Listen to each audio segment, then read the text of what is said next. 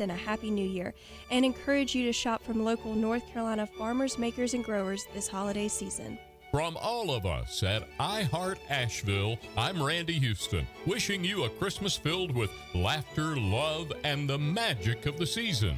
Stay safe, stay warm, and keep the holiday spirit alive. From the Ingalls Studios, this is ESPN Asheville, WPEK, W225CJ Fairview, WMXF Waynesville, and iHeart Radio Station. Live from the Ingalls Studio. I can't wait to play with myself every day. The Sportsocracy. Damn the devil to hell! Let the big dog see! Let him on the field! Come get you some of this. Fire them cannons! By golly, put more powder in those things. He couldn't take any more disappointment. Oh my God. The Jets killed him.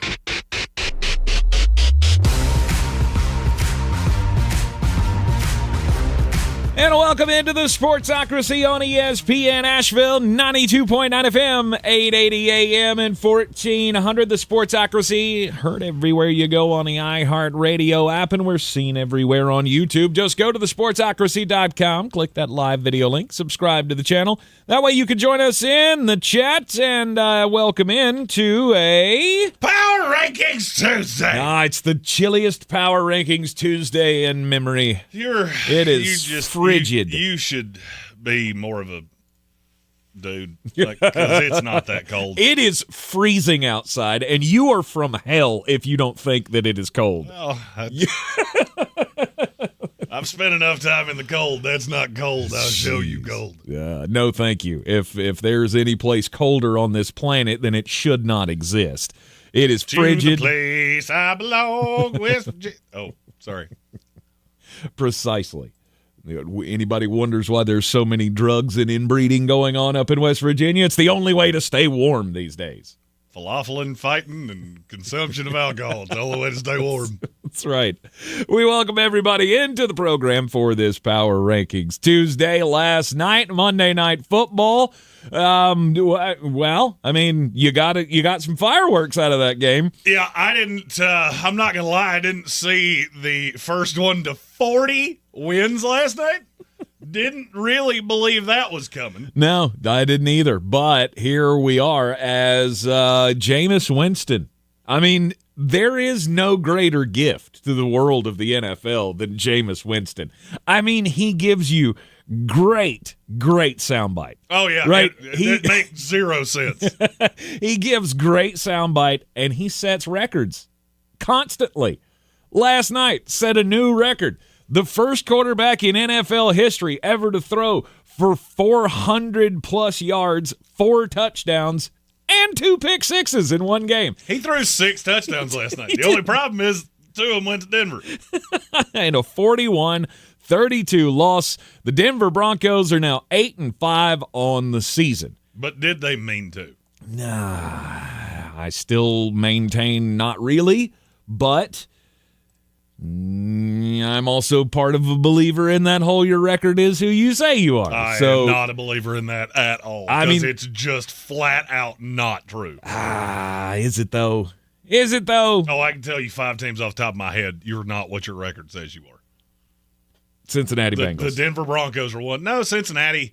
I mean, they would apply to that. The only problem is that they're just so damn bad defensively. The New England Patriots are not 3-10. That's not a 3-10 football team. Mm-hmm. That's more of a what?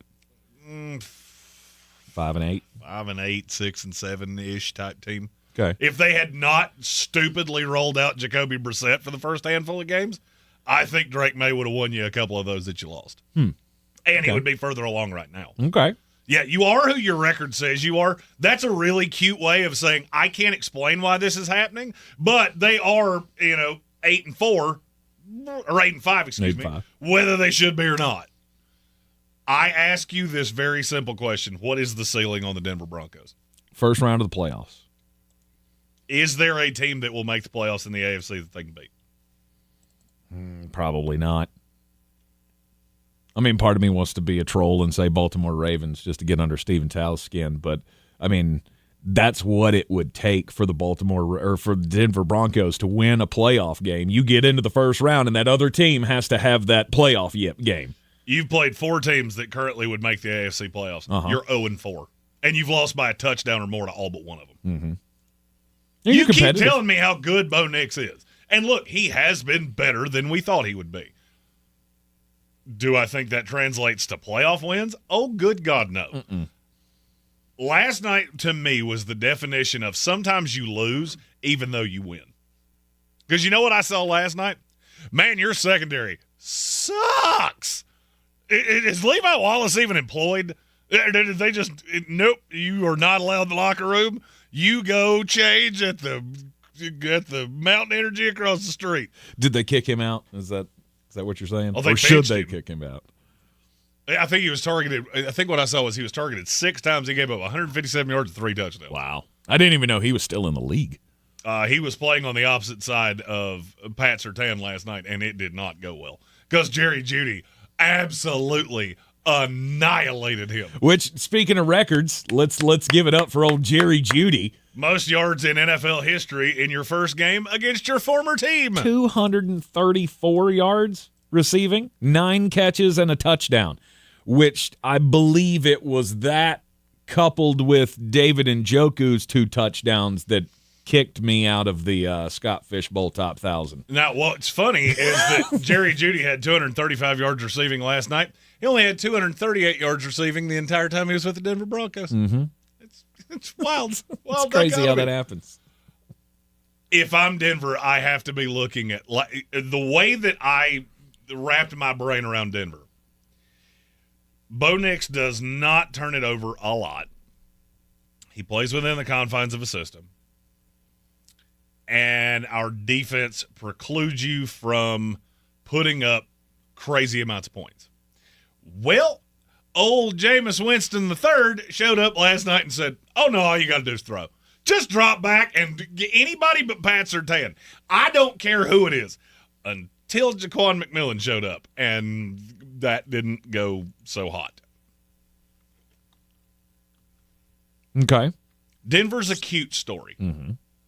And I get it. I 100% get it. Bo Nix is Baker Mayfield of the AFC. That's all he is. Yeah, he throws a pretty ball from time to time. He also misses wide open receivers anytime they're challenged. You really dig into Bo Nix, it's not as good as you think. Mm-hmm. And now I just look at Denver. Okay, you're 8-5. You're an 8-5 football team that now has to play the Colts, Chargers, Bengals, and Chiefs. How many of those games are you going to be favored in?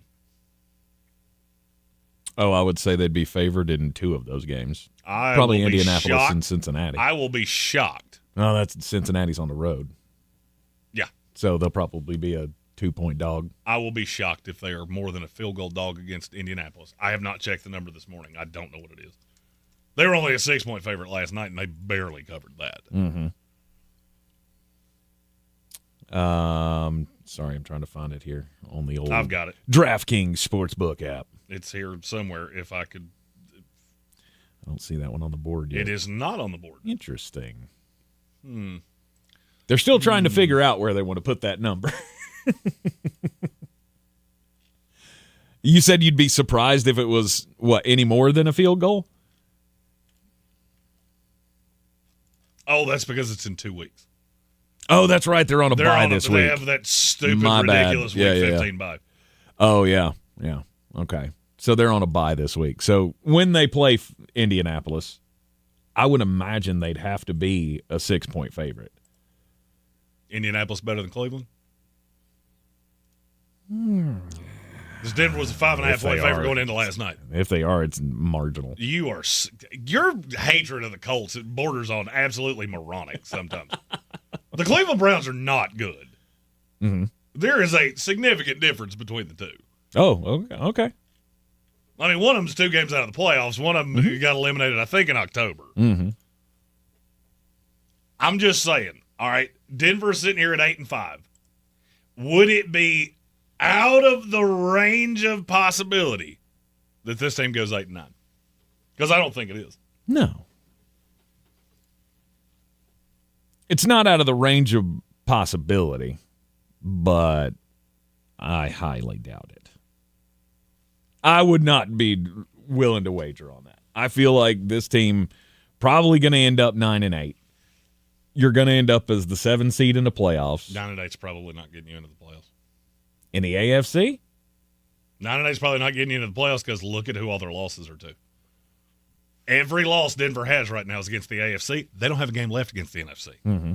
If you just completely whitewash the board, you're going to lose the tiebreaker to everybody. But who else can catch them? Indianapolis. Look at what Indianapolis has left compared to what Denver has left. Oh, yeah, they got 4 winnable games left. They have 3 layups. Yeah, they got the Titans, the Giants, and the Jaguars. They have 3 wins that they will win just because they showed up and put their pants on the right direction. I mean, you would think. If Indianapolis beats Denver, that's where I was headed with all this. Yep. There is a great possibility that Colts at Broncos in Mile High 2 weeks from now is a play-in game to the AFC playoffs. Could be. Both teams with 4 games left on the schedule.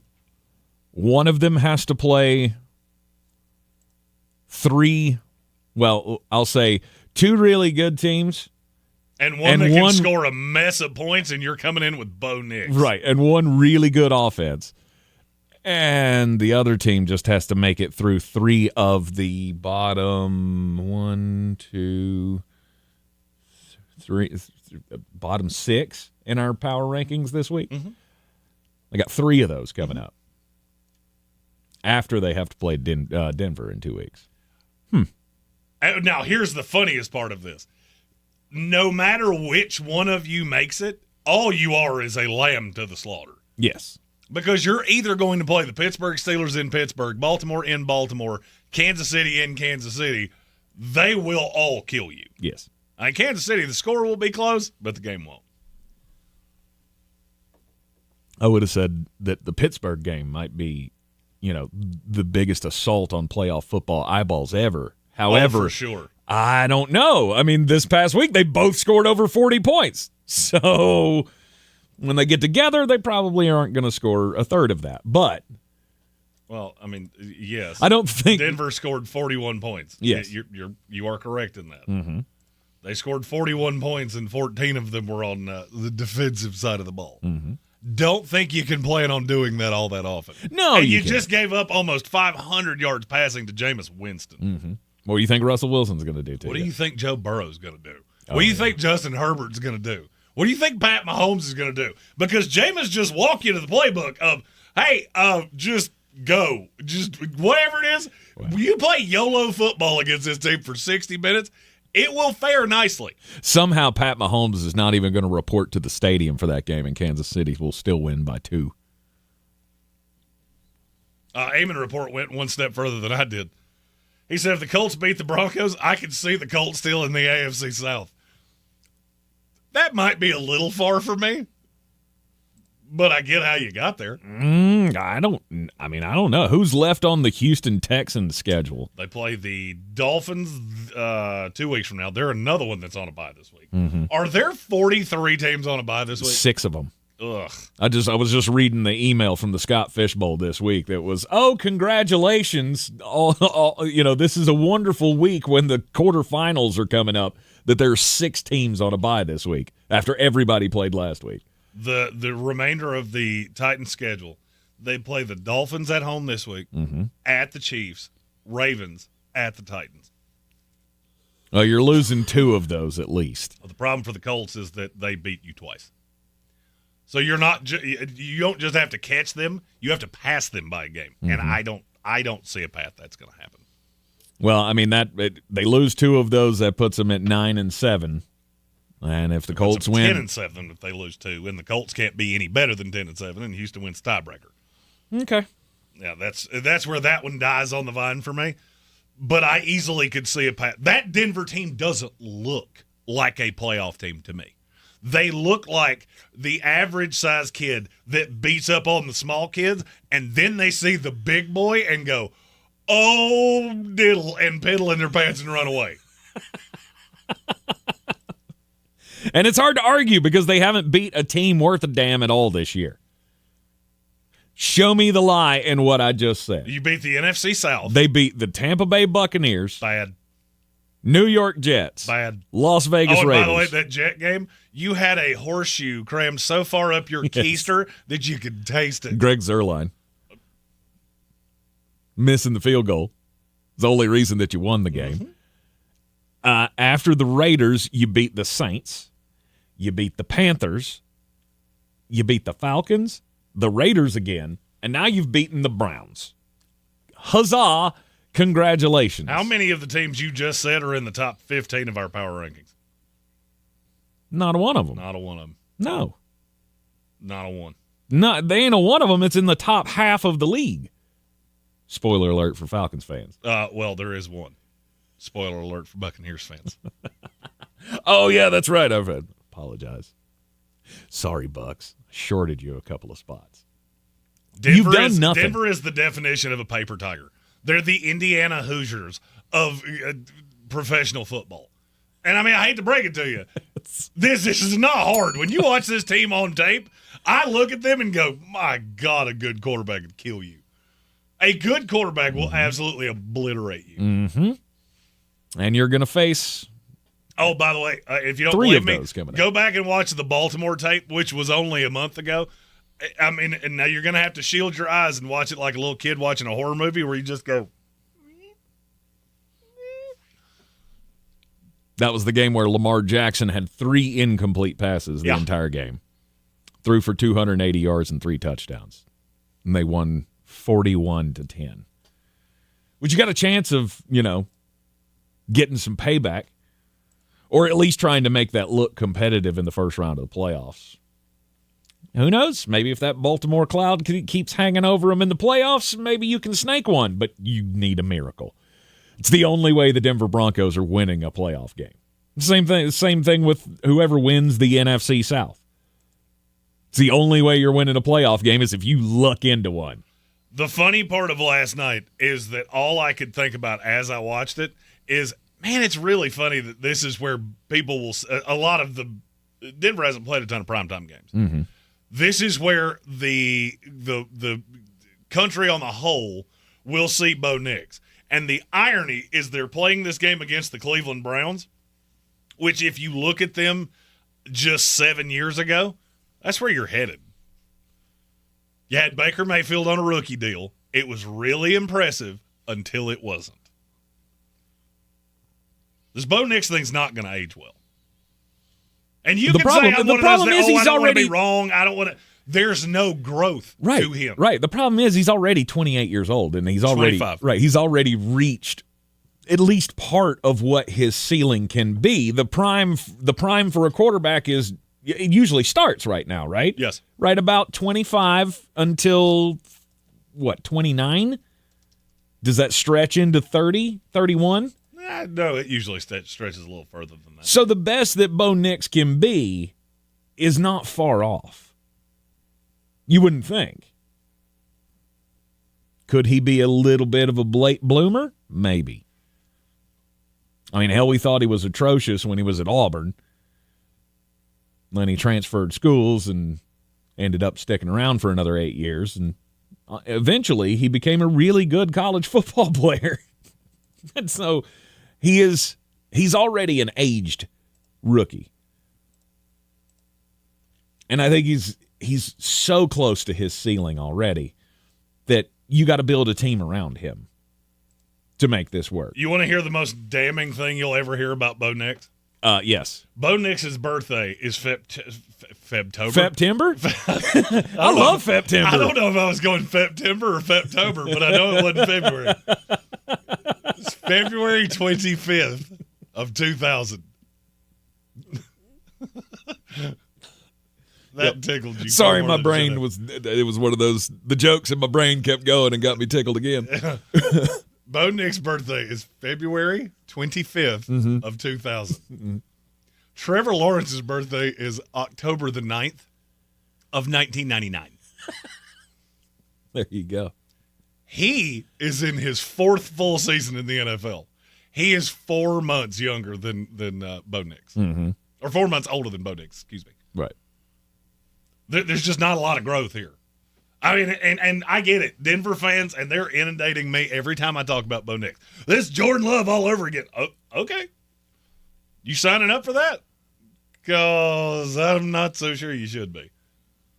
I mean, I think I would be. I mean, if I was a quarterback, I mean, if I was a team that was looking for a quarterback and you told me I've got Jordan Love just sitting around, yeah, okay, I'll take that. Yeah, his salary balloons to $70 million in 2 years. So, no, I'm good. I'll pass. I mean, for what I can get out of him I don't want to be now. in that mediocre tier. Mm-hmm.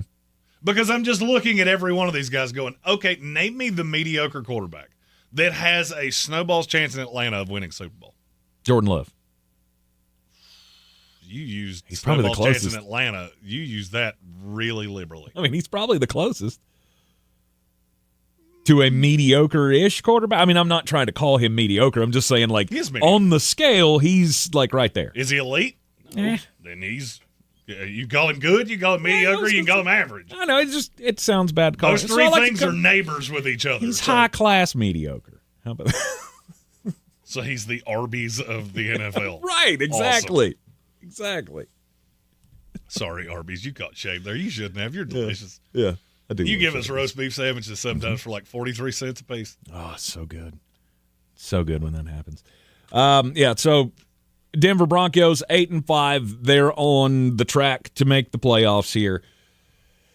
They are 2 games, full 2 games, or is it just a game and a half? No, it's full 2 games ahead of the Indianapolis Colts for the playoff run. Get the bye week here. Hopefully they hang on and are the 7th team in the playoffs. It's a pretty drastic drop-off, though. Colts Broncos in a couple weeks is probably a playoff playing game. We have our first Super Chat of the day. Okay. Super Chat number 1 of the day. Coming at you. One job. Just a minute. One job. I wasn't on the page. Sorry. Here we go. Money talk. Here comes the money. What page were you over? You watching that squirrel ski? It was still on the shift from before. Of course it was. Because so many other people use this studio. It changes every top of the hour, genius. Soaring Eagle, it's 10:19 a.m. in northern Arizona right now, and Levi Wallace is still on this team. And I'm not going to lie to you, I don't really know why. I probably just said, hey, your key card's not going to work tomorrow. You show up. You just pulling in the janitor. Coach, what? It's not working. You should take the hit. Go away. Apparently, they don't have any better options. Is there one sitting out there that they can go get? Maybe. Riley Moss, as soon as he gets healthier, that's who's going to be over there. Well, Jaquan McMillan. There you go. We can't just wish it into existence. You got to have somebody to throw out there. And Levi Wallace, who I thought had been out of the league for 6 years, apparently is the guy. Nope. He had been out of the league for 6 minutes. You're in the Sportsocracy, and this is ESPN Asheville, 92.9 FM, 880 AM, and 1400. At Harbor Freight, our low prices make us the place for gifts that keep on giving. Because when you give the gift of quality tools, you're giving someone the ability to fix, restore, and build for years to come. And with savings like these, you can even get something for yourself. Whatever you do it for less at Harbor Freight. Stop by and give yourself the gift of great prices. In a continued effort to support and uplift Western North Carolina, AB Tech is hosting the Stronger Together Community Resource Fair to help our area recover from Hurricane Helene. More than a dozen organizations will be on hand to assist with applications for disaster relief, donations, employment opportunities, education goals, and more. Wednesday, December 4th from 10 a.m. to 1 p.m. at the Ferguson Auditorium Building on AB Tech's main campus. Learn more at abtech.edu or call 828-398-7900. This holiday season, Straight Talk Wireless is letting you say yes a lot more with real unlimited data. Yes to sharing pics of the ugliest holiday sweaters. Yes to checking weather on the go for surprise sledding trips. And with a free phone at sign up, let the yes-tivities begin. No way! Yes way. Straight Talk, real unlimited data. Available at Walmart or straighttalk.com. Offer valid through 1/5/25 while supplies last at participating stores. Taxes and fees apply. Requires in-store activation on select single-line plans. Limit of 2 phones per customer. For network management practices, visit straighttalk.com. As we recover as a community, it's important to help each other. Hummingbird Insurance, as always, is offering free assistance to help you navigate your health insurance options for next year. Headquartered in Asheville, Hummingbird is one of the top-rated insurance agencies in the country. Schedule a free consultation to compare plans across multiple insurance carriers. The enrollment deadline is December 15th. We make it easier than hauling water. Visit hummingbirdins.com. That's hummingbirdins.com. Are you annoyingly inattentive? Do you watch a movie and then ask a zillion questions because you weren't paying attention? Do people ask, how do you sleep at night? Then you should get a mattress from Mattress Firm. They can help anyone sleep. At Mattress Firm's Black Friday sale, get a king for the price of a queen and a free adjustable base with select Sealy beds, all with a low price guarantee. Get matched at Mattress Firm. Sleep at night. Restrictions apply. See store or website for details. This is J.W. Whitley, General Manager at Parks Ford of Hendersonville. Our purpose, to improve lives with every interaction. Nominate your Parks Community Hero today at parkscommunityheroes.com. Like Trent and Doug, whose first instinct was to fill their trucks with supplies and drive to the hardest hit areas in those first hours. Like Eric, who hosted the football team to support their neighbors and begin the cleanup efforts. Nominate your Parks Community Hero today at parkscommunityheroes.com. That's parkscommunityheroes.com. Experience the Parks Promise today at parksfordhendersonville.com. At Ingalls, we've been your neighbors since 1963, and we've been through a lot together. Side by side, we've weathered hurricanes, wildfires, tornadoes, and floods. And always, we've been there to pick each other up, dust each other off, and get back to living. We can do it again. We're here. We've been here, and we're not going anywhere. Ingalls, we're with you every step of the way. The Sportsocracy. That is some good, clean family fun there, eh, Cott? It is ESPN Asheville. This is the Sportsocracy live in the Ingalls studio, and we're all ramped up. So today is Giving Tuesday. I had mentioned that last week, and there was some confusion. So some listeners had never heard of Giving Tuesday before. Giving Tuesday is the Tuesday where you're supposed to set aside donations for charity. Like it follows in line with the Black Friday and the Cyber Monday. Giving Tuesday, that is today. Just want to keep that in mind because it is the giving season. And tomorrow we are going to be doing the show live from the Ingalls on Sand Hill Road. So it's the Candler Ingalls. We told you it was going to be the Irwin Hills Ingalls yesterday, but that has been changed. So we're going to be in Candler, not Irwin, tomorrow, out on Sand Hill Road right there at the corner of Smoky Park Highway and Sand Hill Road. We'll be doing the whole show from out there tomorrow from 12 to 3. And we will be accepting donations for the Ingalls Magical Christmas Toy Drive, benefiting Eblin Charities St. Nicholas Project. It's just kind of our kickoff for the big toy drive that's going to be Thursday, Friday, and Saturday at the Smoky Park Highway Ingalls. Jeremy will be out there Thursday and Friday after the show. Yes. 4 to 6 both days, hanging out and taking donations as well. But we'll be accepting donations tomorrow at the remote. And if you bring us down 2 unwrapped new toys to give to the cause for Eblin Charities, then we will give you a pass to go see the Shadrack's Light Show, drive-through light show down at the Tryon International Equestrian Center. So tomorrow from 12 to 3, again, that's the Sand Hill Road Ingalls, right on the corner of Smoky Park Highway and Sand Hill Road in Candler. We will be live for the Ingalls Magical Christmas Toy Drive, benefiting Eblin Charities St. Nicholas Project. Speaking of Giving Tuesday, did you see Brandon Bean's cleats for a cause? Those were cool.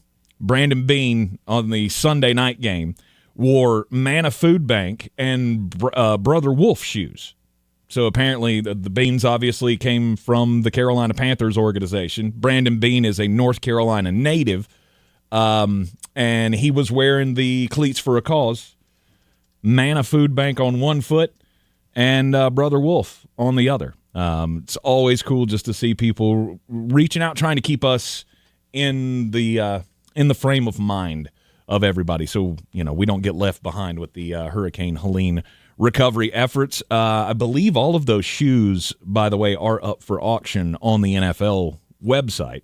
So I have not gone to see if Brandon Beane's shoes are available, but I would imagine that they are. And you may want to go check those out.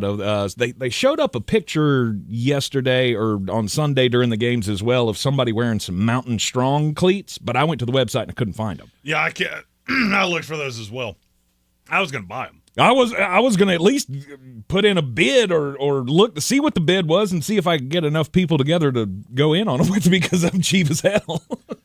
They would look quite formidable on my shelf back They there. They would. So anyway, hopefully we'll get some more of those throughout this little effort by the NFL. But we definitely wanted to shout out Brandon Beane, former Carolina Panther, for doing some good for us and keeping us in the like I said, in the top of mind for everybody out there.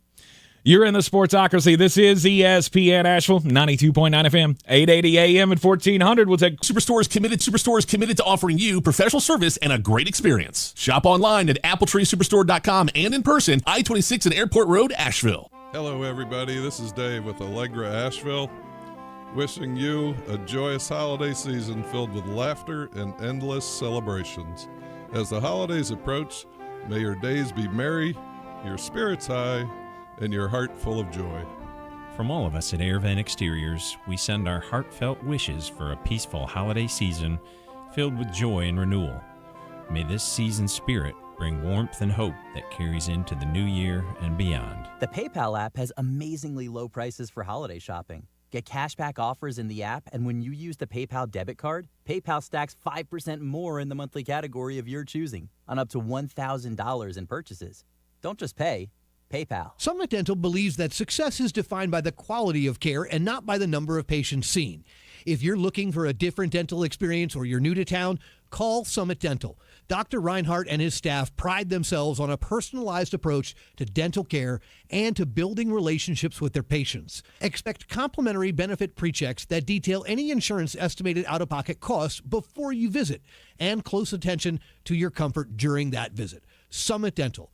828-277-6868. This season, the PayPal app has amazingly low prices for holiday shopping. Get exclusive cashback offers in the app. And with the PayPal debit card, PayPal stacks 5% more in the monthly category of your choosing on up to $1,000 in purchases. Don't just pay, PayPal. If you're looking to buy, sell, or invest in real estate in the mountains, you need to call the agents at Clarissa Sells WNC, brokered by eXp Realty. Check us out online at clarissasellswnc.com. And did I mention that Clarissa Sells WNC loves teachers? We love teachers so much, we're giving back 25% of our commission at closing. For more information, contact us today at 828-774-6343 or clarissasellswnc@gmail.com. Did you know that Ingles sells more organics than any other store? Or that they run their own dairy? Or that they only serve USDA choice and prime meat? Did you know that they have more local craft beer than any place else? Or that they have Energy Smart stores? Or that they professionally slice and package imported cheese from Europe? Did you know about their giant international aisle, local farm partnerships, curbside pickup, wine department? Or that they donate 3,956 meals a day to local food banks? Well, now you do. It's all in the bag. Ingles, low prices, love the savings. Do better, be better every day. That's the Parks Promise. Our mission, to improve lives with every interaction. This is JW, General Manager at Parks Ford Hendersonville. Experience the Parks Promise today at parksfordhendersonville.com. That's parksfordhendersonville.com. Boy, you must be outside your mind. The Sportsocracy. Just a bit outside. He tried the corner and missed. Welcome back into the Sportsocracy. We're live in the Ingles studio, and Major League Baseball, they're trying to get eyeballs once again. Look, the changes that they made in the game, they seem to be working. Viewership was up this past season across the board, so maybe the rule tweaks that they've been making are having some effect on the viewing public. The new pitch clock, the ghost runner in extra innings, that kind of thing. They've got a new idea, apparently. Rob Manfred says that there is discussion amongst the owners, just discussion, nothing on paper right now. We're just kind of talking about it, but they're calling it the golden at-bat. Basically, this is going to be a scenario where the team will just be able to go, hey, I want Aaron Judge to hit in this spot. regardless of where he's at in the lineup. There's no rules for it just now. They're just talking about it, but it'll be at one point in the game, like, I don't know, bottom of the ninth inning, 1 out, 2 men on. The Yankees can just go, hey, Aaron Judge, I know you already hit like 3 batters ago, but you're up. It's your turn. You can come in and try to clean this up. Go ahead and do this because I know you're going to. I don't like it. Why? Because it's not the way the game is played. That's not how we play That's baseball. not how you play the game. The game is the player. We don't like the DH. We don't like your stupid television. It should be on radio as it was supposed to be. You can't just grab some guy who's already hit in the rotation and just throw him in there and say, yeah, it's your turn now. Why? Why can you not do that? Because it's stupid. No, it's not stupid. Sure it is. Okay, so let me ask you this. In a sport that really struggles for dynamic television consumable things, would you rather have Aaron Judge hitting with 2 on, bottom of the ninth, in a 2-run game, or would you rather have Biff Pierogi, the second baseman from Altoona, who's hitting $157 with 2 ribbies this year? See, it just means more when that guy gets a hit. It doesn't. It does. Really doesn't. It does. You know what invariably happens? That guy grounds into a double play and the game's over. See, the more likely scenario here is going to be you're going to call Aaron Judge up. He's going to strike out. That's entirely possible. But it was still fun to watch. Because you knew he had a shot to put one over the right field fence. They all do. No, they don't. They all have a shot. No, they don't. Sure they do. They don't, though. Trust me, it's one of the reasons you'll never get me back to baseball. Look, this wouldn't get me back. I think it could get somebody back. Mm-hmm. If you're not football at this point, you got a big problem. Sure, everybody needs eyeballs. Like the NBA, the NFL, or the NBA, Major League Baseball, soccer, everybody's chasing down the NFL, fighting for eyeballs. Did you see the numbers that just came out on the NBA? No. Are they worse than the first week of the season? Yeah. How's that possible? Yeah, they are. Yeah, they are. That's brutal. At this point, I only can mention the NBA contractually to make fun of it. Mm-hmm. That's it. Hey, did you see the Nuggets game last night? Because the answer is no. No. You didn't because you don't care. It's because they have as many viewers now as MSNBC does. Thank you. MSDNC is struggling a little bit. Did you see the latest number they had? Oh, it's not great. 38,000. Yeah. 38,000 for the whole program. Yeah. For the day. I mean, that's for the station for the day. 38,000. Yeah. On a night. Wow. I heard they're looking to boost ratings by hiring Bomani Jones. Damn you. I was trying to think of a Bomani Jones joke in there somewhere. You never let me down, Jeremy. You never let me down. No, I don't like the golden bat idea. I think it's depending on how they craft the rule, right? Like you can't have Aaron Judge come up and then back to back. Oh, yeah, you can. Nah. Yeah, you can. You can, because you better find something to get people to watch. And I'll go ahead and tell you, we've got 2 super chats. I'm going to do them in reverse order because one of them is directly applying to this. Okay. Here comes the money. Here we go. Money talk. Here comes the money. Red Sea said, as someone who doesn't watch baseball, I couldn't care less what rules they change. That's where I'm at.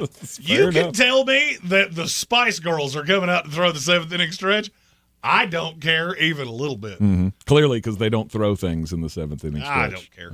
They should. You know what they should do? Something interesting, because they don't do that nearly often enough. Hey, look, we got a 5'7" second baseman from Altadena, California coming up. I love how everything starts with Al. It's in my head. He was batting .207 in single A, which means he's probably going to hit about .043 here in the big leagues. We're doing stuff here. Dave, thanks for watching, because you're one of 6 people watching us right now. Thanks for that, Dave. I always want to shout out Dave. Dave's television broke 4 years ago, and he's had nothing to watch but our games since 1998. Anyway, my story is about the Miami Hurricanes. God, I hate baseball. It's so stupid. Why do we still do it? Why do we let you be a thing? You suck. Anyway, my story is about football, a sport that many of you watch, not 4 of you. Miami took 2 losses. They played Syracuse at the Carrier Dome on Saturday. Ashley Winskotsky, she is a sports anchor and reporter for CNY Central. Apparently, she had a bit of a strange interaction with the Miami traveling party. She tweeted on her X account, "Sebastian the Ibis just kneeled down and asked me for my number mid-drive. Feels like he has bigger things to worry about with his team on the ropes in the fourth quarter at the Dome, but who am I to say?" Okay. But he's the mascot. There are a lot of things that dudes do. The unsolicited Dak Prescott pick is one of those things that I've always said, that's not putting your best foot forward. You ought to stop doing that. You are a grown man dressed like a fictitious cartoon bird representing a team whose mascot is a hurricane. I don't necessarily think this is the best time to shoot your shot, King. I don't think this is the time for that. It would scare me more if it had worked. What do you think he said? Like, what's the pickup line you try to say to this? And I will be honest with you, I showed a picture of her in the story. She is next level. I could imagine. She's just fine. Sure. I have no idea. I don't know. I had a couple thoughts. I'm sure you did. as one who has taken his shot many a time. Oh, yeah. I mean, I was just trying to think of what I would say. Mm-hmm. Have a conversation, see where the wind blows. Hurricane. Okay. Want to hop on the good foot and do the bad thing? Because that bird stands on one foot. Boop, boop, boop. I would try. You know what they'd say about a man with a beak this size. Freaking. At least that's a good start. That's the one. Big hands, big hooves, big beak. Yeah, exactly.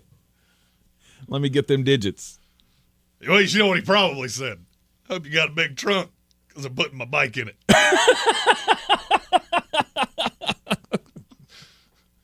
All right, we've got another. My mom gave me $20 for pizza and ice cream. You down? You down to clown? I'm around. I just think it's funny. She's like, doesn't he have more important things to do? No. His team's losing in the fourth quarter. This season's almost over, and he's got to take his shot before he's got to get back on the team bus. Honey, he's a grown man in a bird costume. We're just glad he got out of his mom's basement and turned off Call of Duty long enough to show up today. Okay? Does it count does it count as grown man if you're a college student? Yeah. I get that legally, yes, you can go off and fight in wars and all that kind of stuff. You could vote, but is it really a grown man? You're grown up enough to know don't swing your shot when you're dressed like a cartoon character. Here comes the money. Here we go. No, I know the line. Here comes the money. We got another super chat here. Line. His name's Sebastian the Ibis. Who's the man that can make all your dreams come true? IB is. Oh. Look at Ibis. That was the line. Good for you. Super chat from Sir Jimothy says there's a Wheels for Meals Western North Carolina car show for Manna Food Bank on December the 14th. Sir Jimothy, if you'd like to tell us where that certain car show is going to be, and the particulars on that, we'll gladly share that out with everybody else. But yeah, so Wheels for Meals, Western North Carolina car show for Manna Food Bank on the 14th. Details to come. I'm still stuck on the Ibis trying to hit on the girl. There is no conversation that I want to be more privy to. Well, there's that one, and when Hunter Biden asked if he could have his cocaine back. Now that I'm good, I got it back, right? Like this. That's how it works. It said I didn't do nothing wrong for 10 years. Wrong. My cocaine bag, please. I do believe you have something of mine, sir. Excuse me, sir. I believe you procured something with illegal means. My daddy said so. Oh, man. Speaking of dumbasses, how about Demeco Ryans. Demeco Ryans had the press conference yesterday where, of course, he was asked once again about the fracas, the melee that ensued after Azeez Al-Shaair took off Trevor Lawrence's head on a dirty play in the game on Sunday. And Demeco, I love you, sir. I think you're a fantastic coach, and you were a hell of a player. Might have been a better player than you are a coach. He's a good coach. He's a really good coach. I'm not trying to throw shots. I'm just saying I've always respected Demeco Ryans as a player. Sounded like throwing shots. No, not at all. None intended. However, this is fully intended. Shut up. Just don't do that. He started going down the path of, quarterbacks got to get down. And he's not wrong. In cases, yes, quarterbacks do need to get down and don't be, messing around. You're going out, go out.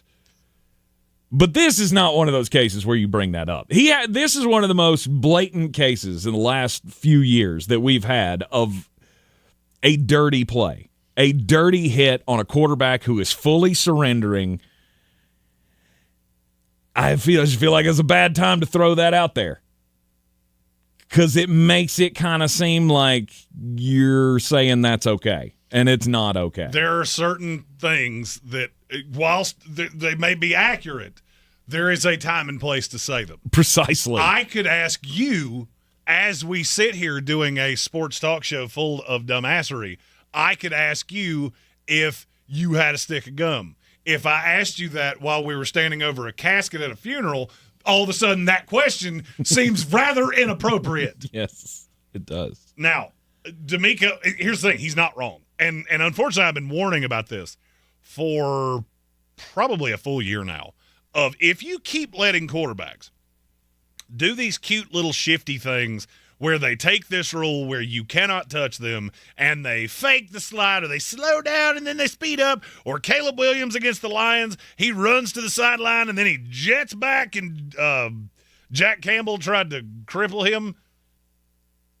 The sheer fact that the league has now had this put in front of them, now is the time for us to have a real-life conversation about you're going to start flagging the quarterbacks too.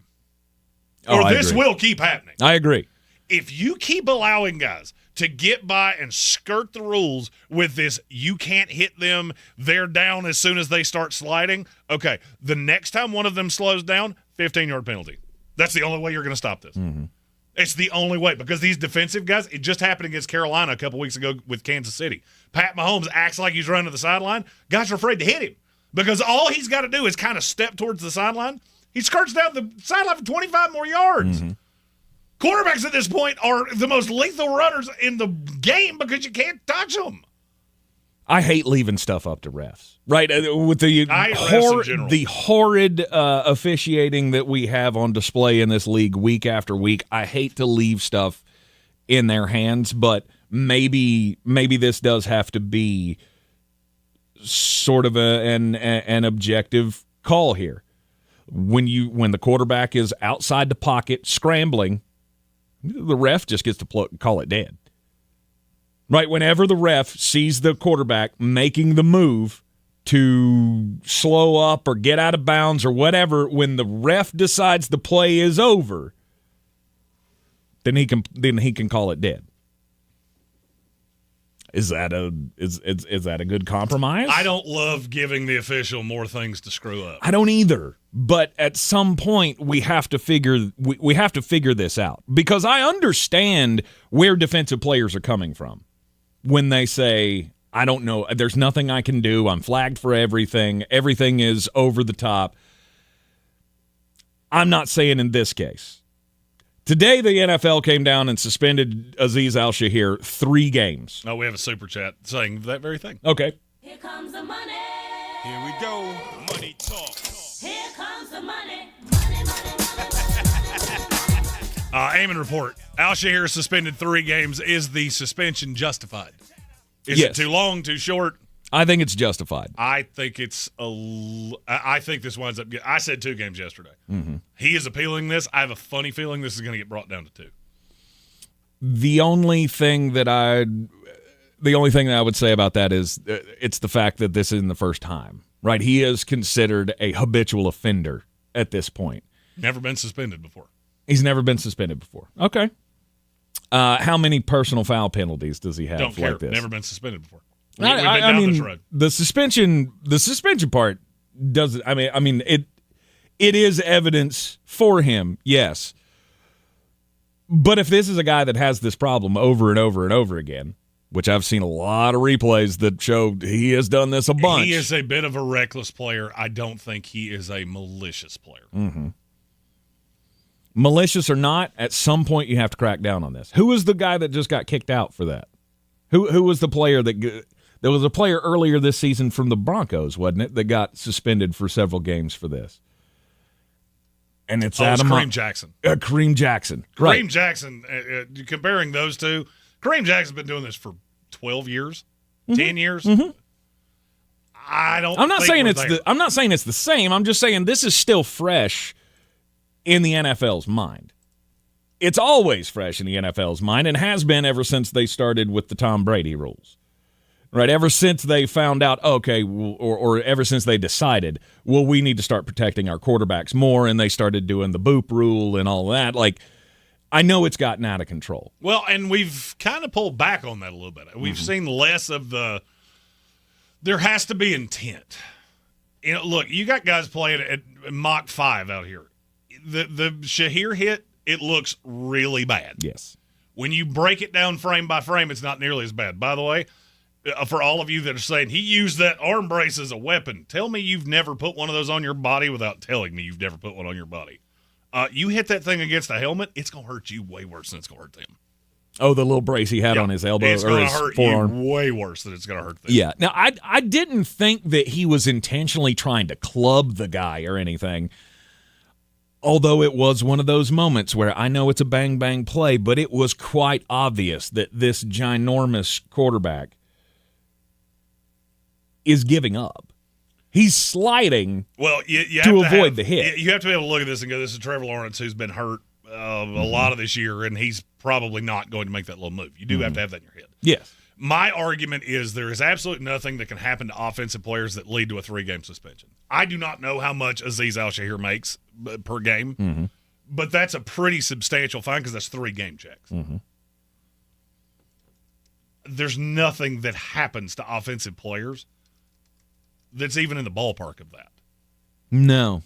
So he but makes, they're also not. But he makes 11-3 a year. But are offensive players put in that situation where they can ruin a guy that's not an offensive lineman? And offensive linemen don't get up that head of steam to be able to lay that kind of hit. An offensive lineman can hurt you very badly. Sure. Especially if it's done with malice. Mm-hmm. I do find it funny that John Runyon is the one handing this down, considering there's a rule in the league that was basically put in place because of you. Mm-hmm. I mean, look, you're costing this guy over $2 million for one hit. Mm-hmm. What I would caution people is I get you're trying to keep the game safe, trying to keep quarterbacks safe, blah, blah, blah, blah, blah. I get all of that. Think about the 17, 18, 19-year-old kid that's really good, really talented playing football. Basically what you're telling him here is there's absolutely no reason for you to play defense. If you can play offense, play offense. Well, as time goes on, you're going to keep getting guys that are less and less intelligent, less and less athletic, because all the athletic guys are on the offensive side. Mm-hmm. If you want to cut this off at the pass, there's an easy way to do it. Stop letting quarterbacks manipulate linebackers and manipulate safeties of I'm going to go out of bounds and then they pick up 20 extra yards. And potentially, if you're not high enough in the pecking order, that costs you your job. Mm-hmm. You know, the kid for Carolina that just ghosted a tackle, he didn't ghost the tackle because he just didn't want to tackle Pat Mahomes. He didn't want to have a fine like this for an unnecessary hit on a quarterback out of bounds. You got to cut this off. You got to stem the tide here at some point. Mm-hmm. You're in the Sportsocracy. This is ESPN Asheville. Dear Bartesian. Dear Bartesian. I have been a very good 38-year-old adult. This year, I would like your premium cocktail maker. It makes over 60 bar-quality cocktails at the push of a button. I think I've earned a Bartesian. I didn't cut off anyone in the school pickup. I made my bed without my wife asking. I refrained from saying be there in 5 when I hadn't left the house. So please, bring me a Bartesian premium cocktail maker. Oh, hint, hint. There's even a savings of $100 site-wide at Bartesian now through Cyber Monday. $100. See? I'm being responsible. I promise I'll share the martinis, cosmopolitans, old fashions, and gimlets. I've been awfully good this year. I even did my taxes on time. And I didn't even let people on social media push my buttons. So I think I deserve the Bartesian premium cocktail maker that makes over 60 cocktails. At the push of a button. Now is the best time to get a Bartesian cocktail maker. Save $100 by visiting bartesian.com/cocktail through Cyber Monday. Available at bartesian.com/cocktail. That's BARTESIAN.com/cocktail. Are you going to start the new year dealing with the same old joint pain, losing sleep, not able to take walks, or do what you love because your knees or hips? Don't do it. Take action now to get the pain relief you deserve for 2025. Call QC Kinetics now. Say goodbye to shoulder and back pain. QC Kinetics local medical professionals are waiting for you. Their advanced protocols and regenerative medicine have helped tens of thousands of people. I'm talking lasting relief. Imagine a new year without those achy joints. No more pain pills, no more steroid shots. QC Kinetics uses the healing properties of your own body to attack the root cause of your pain, revitalizing your joints so you can move again. This is the future of medicine. If you've been told surgery is your best or only option, you deserve a second opinion. Find out if all-natural regenerative medicine is right for you. Call QC Kinetics. The consultation is free, and you can use HSA and FSA dollars. Live your best life in 2025. Get started now. Call 828-333-9517. 828-333-9517. If you're looking to buy, sell, or invest in real estate in the mountains, you need to call the agents at WNC, brokered by eXp Realty. Check us out online at clarissasellswnc.com. Download our free app on Google Play or the App Store. Type in Asheville Home Search. You'll be able to connect with our team and see all the available homes for sale in our area. For more information, contact us today at 828-774-6343 or clarissasellswnc@gmail.com. This is your Exergen Temporal Scanner weather forecast on ESPN Asheville. Briefly getting milder after our snow showers and flurries ended now as we get into the afternoon with sunshine around today. Still cold, and then the coldest night of the week's probably tonight. Mainly clear by morning in the low to mid-teens. Our colder spots could sneak in to the single digits. Wednesday, sunshine. Here comes the milder air, 52. But then quickly colder. Thursday and Friday, plenty of sunshine. Upper 30s to low 40s, milder and dry by the weekend. From the Weather Channel, meteorologist Ray Stajic. This report is sponsored by Wendy's new Salted Caramel Frosty. It's time for Wendy's new Salted Caramel Frosty, the only cold, creamy treat you'll want all season long. Because if it's the iconic Frosty with a salted caramel twist, gotta be Wendy's. Limited time only at participating Wendy's. Salted Caramel Frosty flavored with other natural flavors.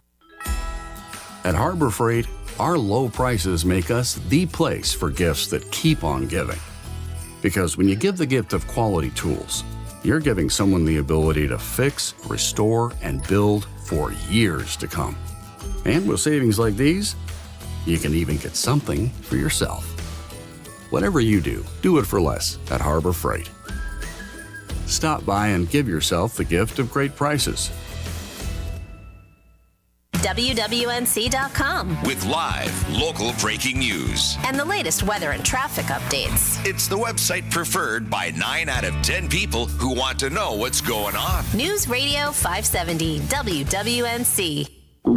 Oh no, stomach issues again? Stomach issues? Who are you? Your pancreas. I could be the real reason for your diarrhea, gas, bloating, stomach pain, or loose oily stools. I thought it was my stomach. People often do, but any of these symptoms could mean having a condition called exocrine pancreatic insufficiency, or EPI. With EPI, the pancreas doesn't release enough enzymes to break down food, but EPI is manageable. Use the symptom checker on identifyepi.com and speak with your doctor. That's identifyepi.com. Sponsored by AbbVie.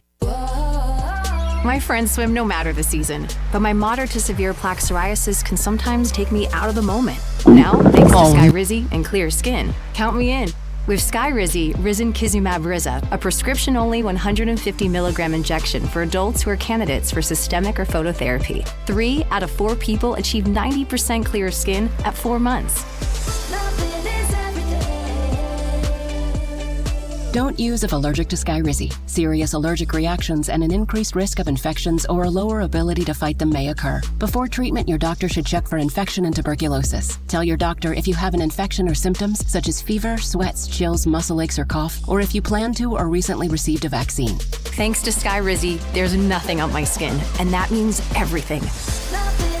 Ask your doctor today about Skyrizi, the #1 dermatologist-prescribed biologic in psoriasis, and visit skyrizi.com or call 1-866-SKYRIZI to learn more. From the Ingalls Studios, this is ESPN Asheville, WPEK, W225CJ Fairview, WMXF Waynesville, and iHeart radio station.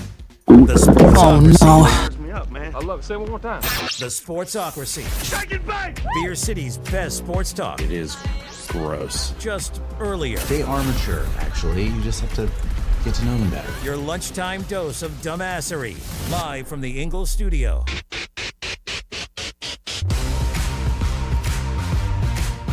And welcome into the Sportsocracy on ESPN Asheville.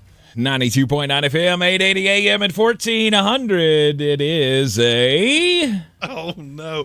Power Rankings Tuesday. It is a Power Rankings Tuesday. We welcome everybody in to 92.9 FM, 880 AM, 1400. The Sportsocracy heard everywhere you go on the iHeartRadio app, and we are seen everywhere on the YouTubes. Just go to thesportsocracy.com, click the live video link, subscribe to the channel. That way you can join us in the chat. And you can throw out super chats like Red Sea just did. Yes. Let's see here. Where is that? It's right here. Here comes the money. Here we go. Money talk. Here comes the money. Yeah, 2 of them. First, I hate every ref aside from the one high school ref that I actually know. Shout out to Steve. And we here from the show say, "What up, Steve?" What up, Steve? And then one more. Here comes the money. Here we go. Money talk. Here comes the money.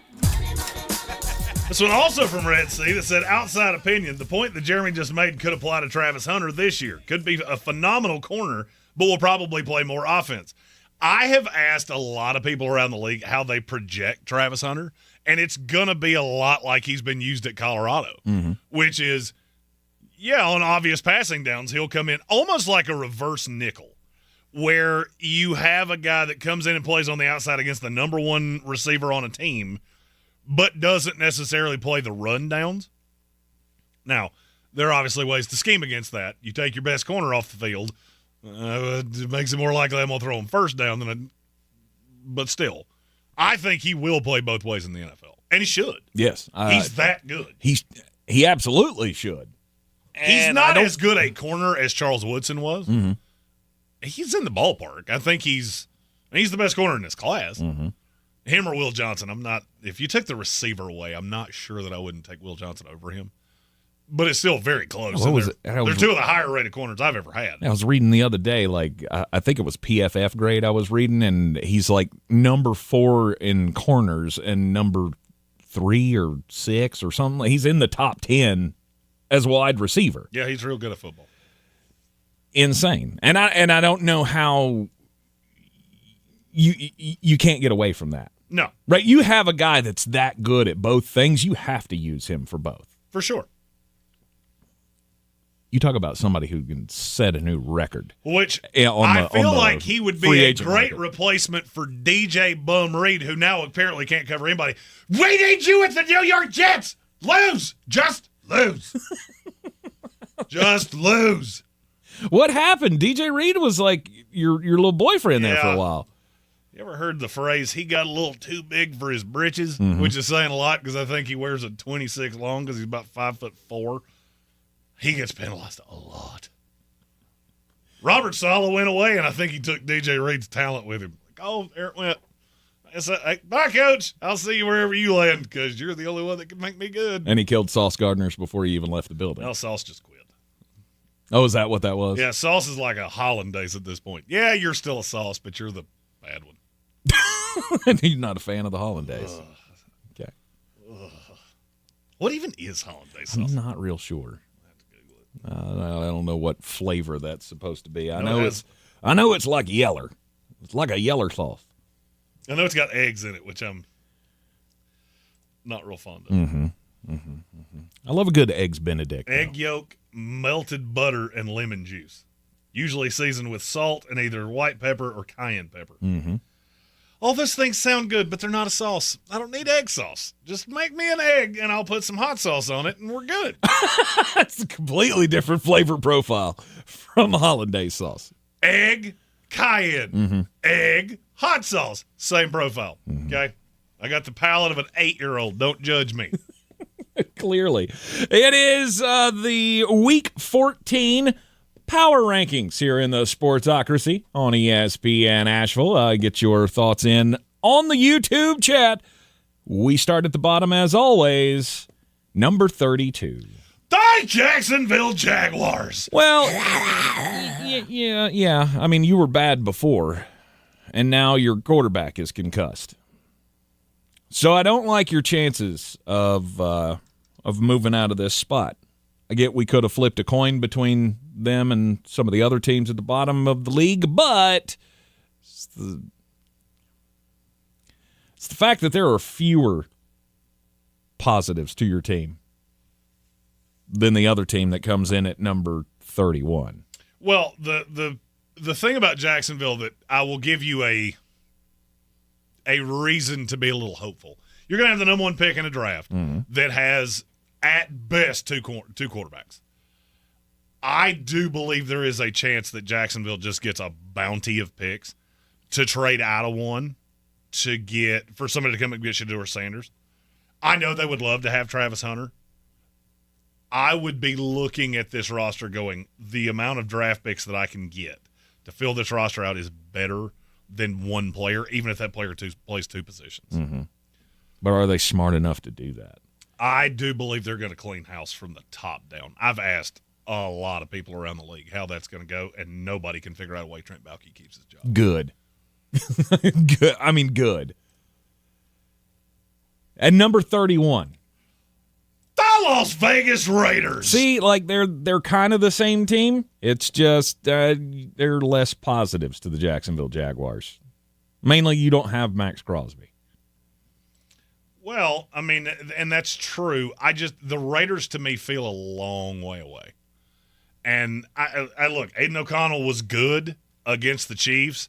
Don't get duped by that. We've already read this book. We've seen him. You've already read this book. He's fine. He's not a high-level starting quarterback in the NFL. I mean, okay, you were competitive with the Chiefs. What is that really worth? I mean, you look at that roster, that team is not good. No. And you look at how many guys have regressed aggressively this year. I think it's a one and done for Antonio Pierce. I would agree. I just don't. It's not really technically one and done. I mean, he had 7 games last year. He got the end of last year, but that was as an interim. Do you know how many guys on their defense right now grade in the top half of their position? I would say Max. That's one. He's 21 of 114 graded edge rushers. Jack Jones? No. 83 of 113. Ooh, that's not good. That's one of the higher ones, by the way. Yikes. Tyree Wilson's the only other one. Really? Okay. It's just not good. Yeah, it's not good. It's not. I mean, I tried to tell you that defense is terrible. The funny thing is that the one of the big knocks we had on the Raiders forever was that their offensive line was so bad. The offensive line is the bright side of the Raiders at this point. Right. You're blocking, you just can't run. You're blocking, you just can't throw.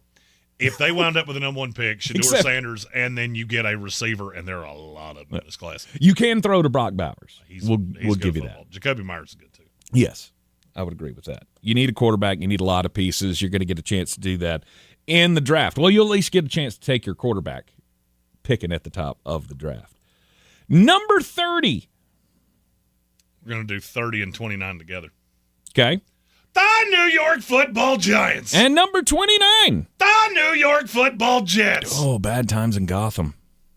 Yikes. Yeah, it's not good. New York collectively is number 64 on our power rankings. Well, 59. Math is hard.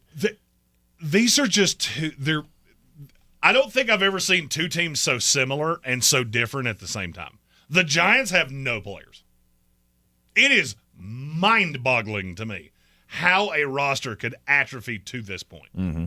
And before you tell me, but they have – take out anybody in the front four of their defense. Mm-hmm. Now what do you have? Malik Neighbors. Yeah. That's it. Tyrone Tracy's not bad. If you remember during the fantasy football lead-up times, I told you the running back for the Giants you want is Tyrone Tracy. Mm-hmm. The line's awful. The weapons outside of Neighbors are awful. The secondary is awful, although Drew Phillips has been shockingly good at times. And Bobby Okereke. Mm-hmm. Other than that, there's just really nothing here. The Giants need a full rebuild for what feels like the sixth time in 10 years. Mm-hmm. And I don't think you're going to be in a position to take that quarterback. Right now they're picking at 3. They're 2-10. They have the best strength of schedule of all the teams, which is insane to say. It's going to be hard for you to get up there. What do you mean they have the best strength of schedule? They played the toughest schedule. Oh, the draft okay. order for teams that are tied record-wise is figured by who lost the most games to the dog-wateriest schedule. Mm-hmm. They could catch the Raiders, but it would take a lot. They're not catching Jacksonville. They're bad against a terrible schedule. Mm-hmm.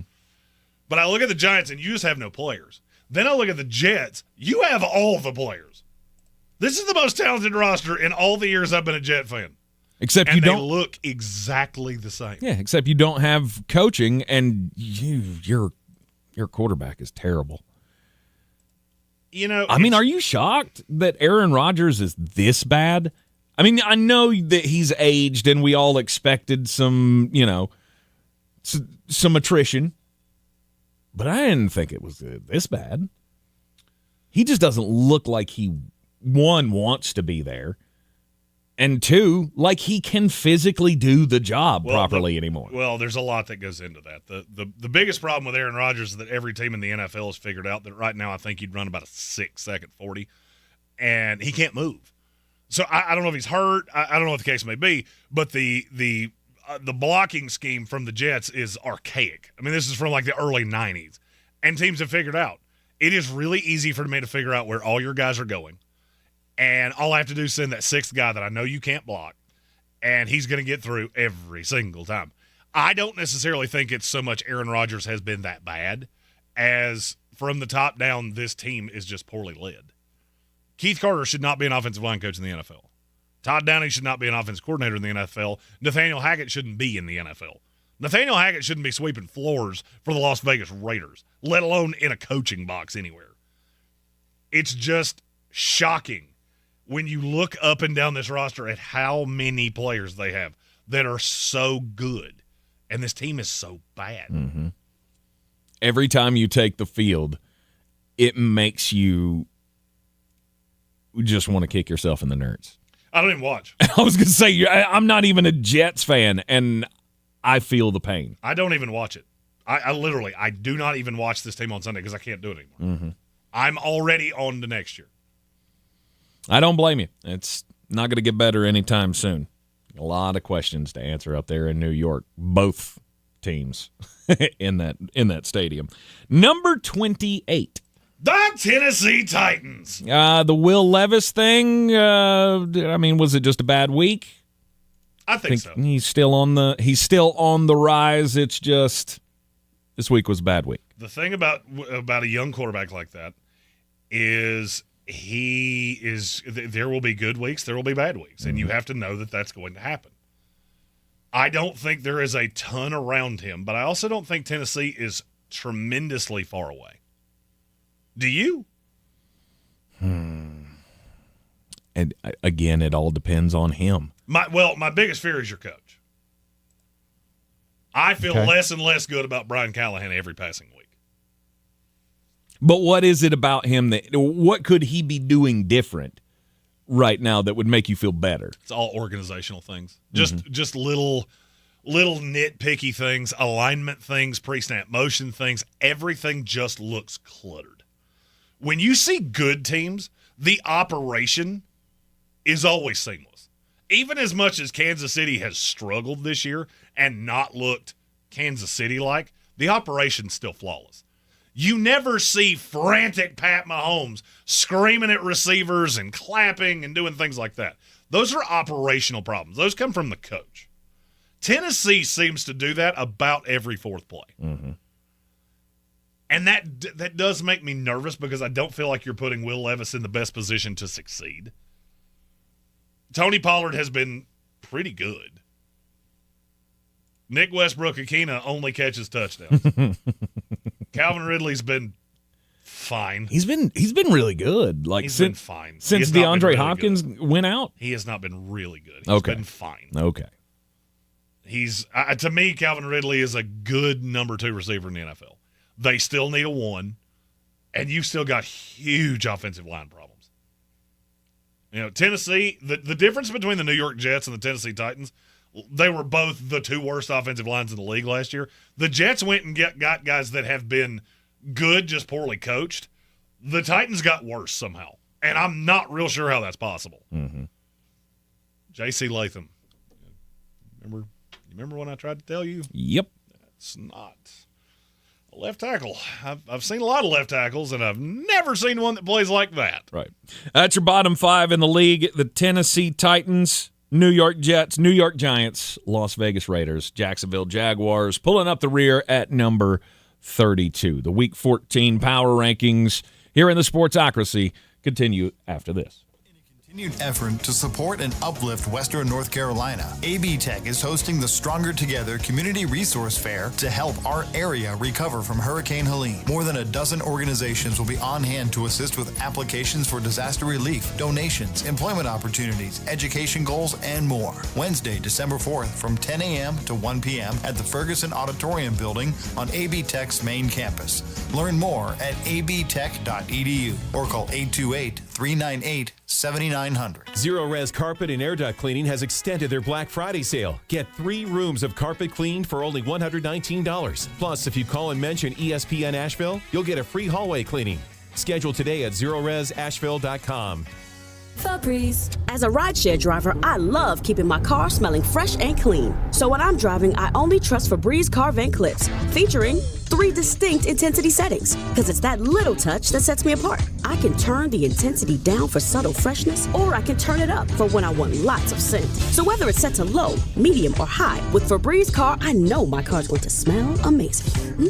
Which keeps my driver rating right where it belongs. Picking up Oscar! This year, American farmers will harvest 2.8 billion bushels of wheat and 15.1 billion bushels of corn. And to this day, American road workers have built 4.2 million miles of roads and counting.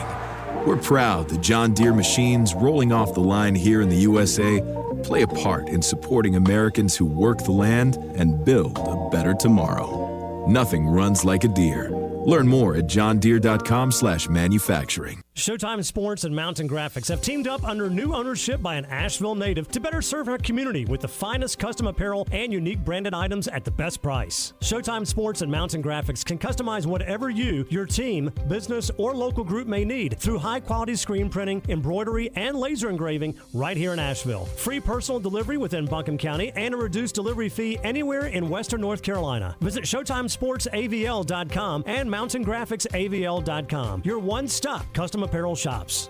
This is J.W. Whitley with Parks Ford of Hendersonville. I'm so excited to introduce you to this month's Parks Community Hero, Meals on Wheels. Meals on Wheels, with the help of numerous volunteers, delivers nutritious meals and friendly conversation to homebound seniors. Throughout their meal delivery program, you can help seniors keep their independence. To get involved, visit MOWABC.com. Thank you to Meals on Wheels and congratulations, our Parks Community Hero. Experience the Parks Promise today at parksfordhendersonville.com. At Ingles, whether we're celebrating Friday night rivals, televising college basketball games, bringing the Fan Fest to semi-pro soccer, or taking you out to the ball game at your minor league park, it's all in the bag. Ingles, low prices, love the savings. If you're looking to buy, sell, or invest in real estate in the mountains, you need to call the agents at Clarissa Sells WNC, brokered by eXp Realty. Check us out online at clarissasellswnc.com. Download our free app on Google Play or the App Store. Type in Asheville Home Search. You'll be able to connect with our team and see all the available homes for sale in our area. For more information, contact us today at 828-774-6343 or clarissasellswnc@gmail.com. The Sportsocracy. We treat star athletes better because they're better people. That's not fair. Life isn't fair, kiddo. Get used to it. It is ESPN Asheville. It's a Power Rankings Tuesday. We've given you the bottom 5 teams for Week 14. Now comes number 27. The Dallas Cowboys. Yeah, it's hard not to be honest about this team. They're terrible. Almost shockingly so. It is. To me, it is shockingly so. I stood firm at the beginning of the season when we were talking about it, and Jeremy kept saying, oh, this could be a 5-win team. I thought he was out to lunch, crazy as hell. Like asking cheerleaders out from an Ibis costume. Crazy. I didn't think that they could be this bad. But here we are. There are very few redeeming qualities about the Dallas Cowboys, and I don't know how anybody survives this. Mike McCarthy's got to go. Nobody's surviving this. Nobody's surviving this. The question is, what coach is going to sign up to be a part of this? I can't figure it out. Mm-hmm. This feels like retread city because nobody wants to be affiliated with Jerry Jones. That roster's awful. Yeah. I don't know who you could bring in to fix this thing. It'll be a huge topic that we'll talk about all off season long of who should be. But is this the job that it used to be? No. Does it still carry the prestige? That's a different story. Because I still feel like there are a whole bunch of guys, a whole bunch of coaches that would want the opportunity to be the guy that brings the Dallas Cowboys back. The problem is, how are you going to do it with Jerry calling the shots? That's your biggest impediment. And the problem is he ain't going nowhere. And this Dallas team is not getting any better. And the fact that you have now struggled twice to beat the New York Giants really lends to you being ranked here. They're absolutely terrible. The roster is talentless in a lot of places, and you got a lot of work to do. Mm-hmm. I mean, I feel like your best scenario here is going to be you might be able to scrape it to 8 wins, but that seems like a stretch to me, even looking at the schedule, knowing that you got the Bengals, the Panthers, and the Buccaneers coming up, and you finish the season on the Eagles and the Washington Commanders. 3 wins is going to be hard to get to. Mm-hmm. So, rough year for the Dallas Cowboys. Lots of changes on the way. Speaking of teams doing changes, number 26. The New Orleans Saints. Mm-hmm. Mm-hmm. Mm-hmm. Yeah, mm-hmm. You're not awesome. Mm-mm. You're just not. I mean, look, I know you thought it was all Dennis Allen. It's not all Dennis Allen. It's not.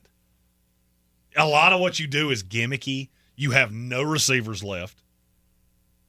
I mean, can you name a player that caught a pass outside of Taysom Hill for the New Orleans Saints this past weekend? Juwan Johnson.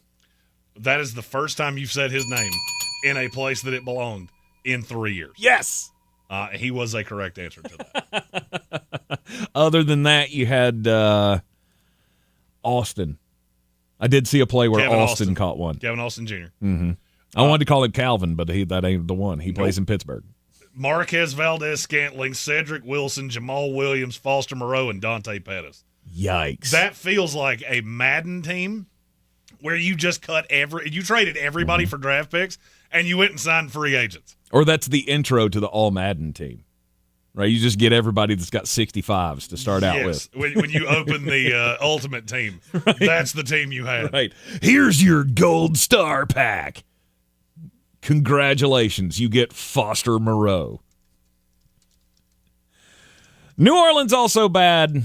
and not much hope for them for the rest of the season. And I'm not even sure what to think about this team going forward. Because I just don't think you have a whole lot of talent. What talent that you do have there is getting older. Yeah. I mean, look, the Saints, it's complete overhaul time. Yes. Agreed. At number 25. The Carolina Panthers. Climbing the rankings a little bit, Bryce Young.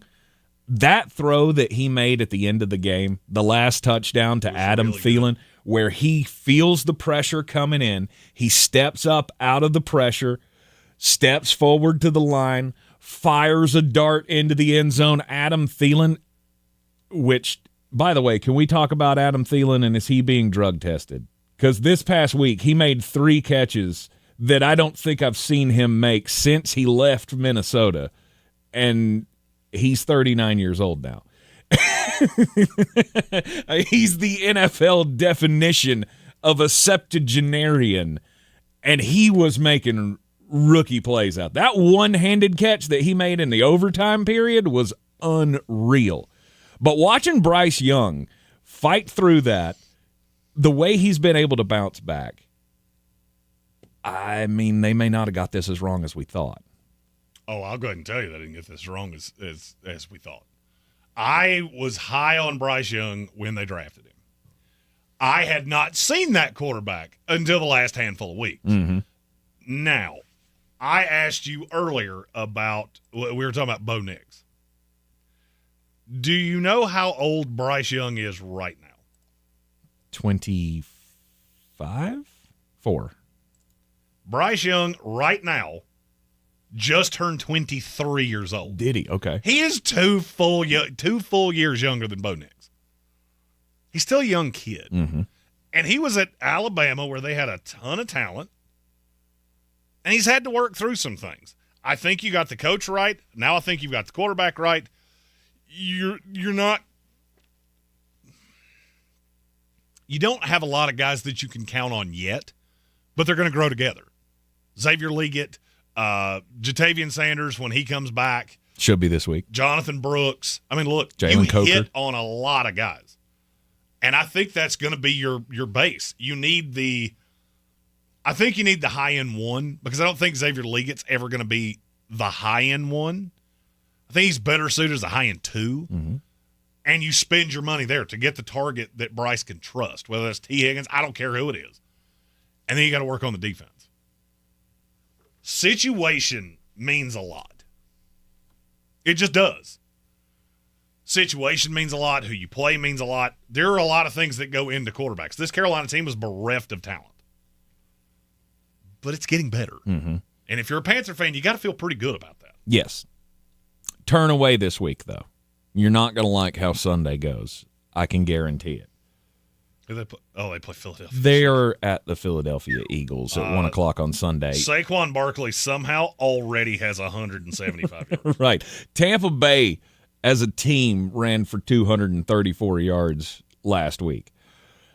I'm not going to say Saquon Barkley could do that himself. However, we've already seen him turn in a game like that this year. It was just last week, so it should be pretty fresh on your minds. That's not going to go your way. However, you have a chance to look really competitive against the rest of your schedule, and that's the only thing that you want to do. Right? Any other scenario, I would get why you would be extremely ticked off about losing that game to Tampa Bay. But you got all of the positives, none of the negatives out of losing that game.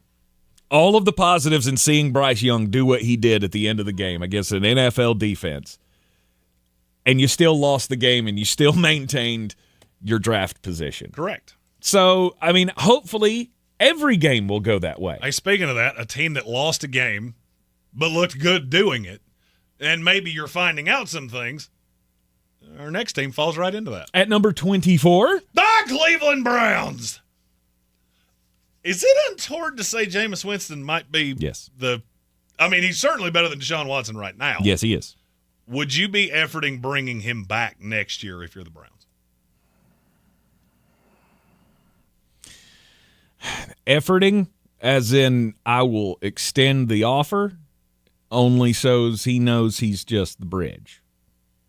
Right? Like, this is not a Sam Darnold type of a scenario. Like, I'm not looking at Jameis Winston going, you're my franchise quarterback going forward. With the amount of talent they have on that defense, I think everybody's getting fired. If I bring in a high-level defensive coordinator, say Matt Eberflus is the defensive coordinator of this team next year, with a young offensive head coach that brings in a game plan and a scheme that makes sense, why can Jameis Winston not be the starting quarterback of that team? Now, understand, you're pot committed monetarily to Deshaun Watson, so I got to find somebody cheap anyway. Sure. You do not have the ability to take Cam Ward because you're not going to be up there. You can't afford the draft capital to go get him. You're going to have to make chicken salad out of chicken excrement. And chicken excrement threw for 500 yards last night. Sure he did. Jameis Winston can do that. I have seen him do it for my team. For an entire season, he threw for 5,000 yards. Still couldn't get away from the fact that he threw 30 interceptions. And it doesn't appear like he's much different from that. Last night was a perfect example of a guy throwing for 500 yards, and if he keeps giving it to the other team, you're never going to have a chance to win. Could he be the starting quarterback for next year for the Cleveland Browns? Sure. Absolutely. But I'm not making him my number one priority. I mean, I'm not just chalking that up of, okay, we got a guy in the building that can do the job. I'm going out to find out whoever I can. He'll be part of my solution, but he is not my answer. I don't think he can be the answer for any team that's serious about wanting to win football games. You just can't have a quarterback turn the ball over that much. I don't agree with you. I think in this, I don't believe any other team in the NFL would view him that way, but in Cleveland, I can see it. I see a path that having Deshaun Watson on this roster, and he probably goes into camp as the starter. We'll bring in whoever the next head coach is. We'll see how Deshaun fits into that scheme. And if I start seeing the same things I saw with Kevin Stefanski, I'll happily glue you to the bench, and Jameis Winston will be my starter. I think you can win games with this guy. Do I think you're going to win a Super Bowl? No. But you don't have – there is no solution that leads to that. Agreed. You're not going to win a Super Bowl. You can win games. You're just capped out at how many games you can win. And it's no more than 10. And they can make the playoffs in the AFC as the AFC sits. You could.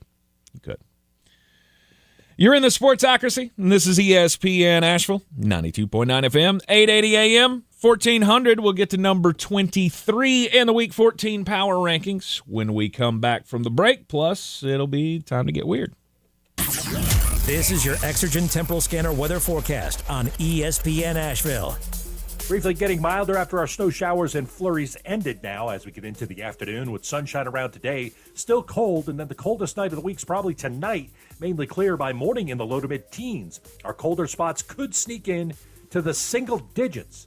Wednesday, sunshine. Here comes the milder air, 52. But then quickly colder. Thursday and Friday, plenty of sunshine. Upper 30s to low 40s. Milder and dry by the weekend. From the Weather Channel, meteorologist Ray Stajic.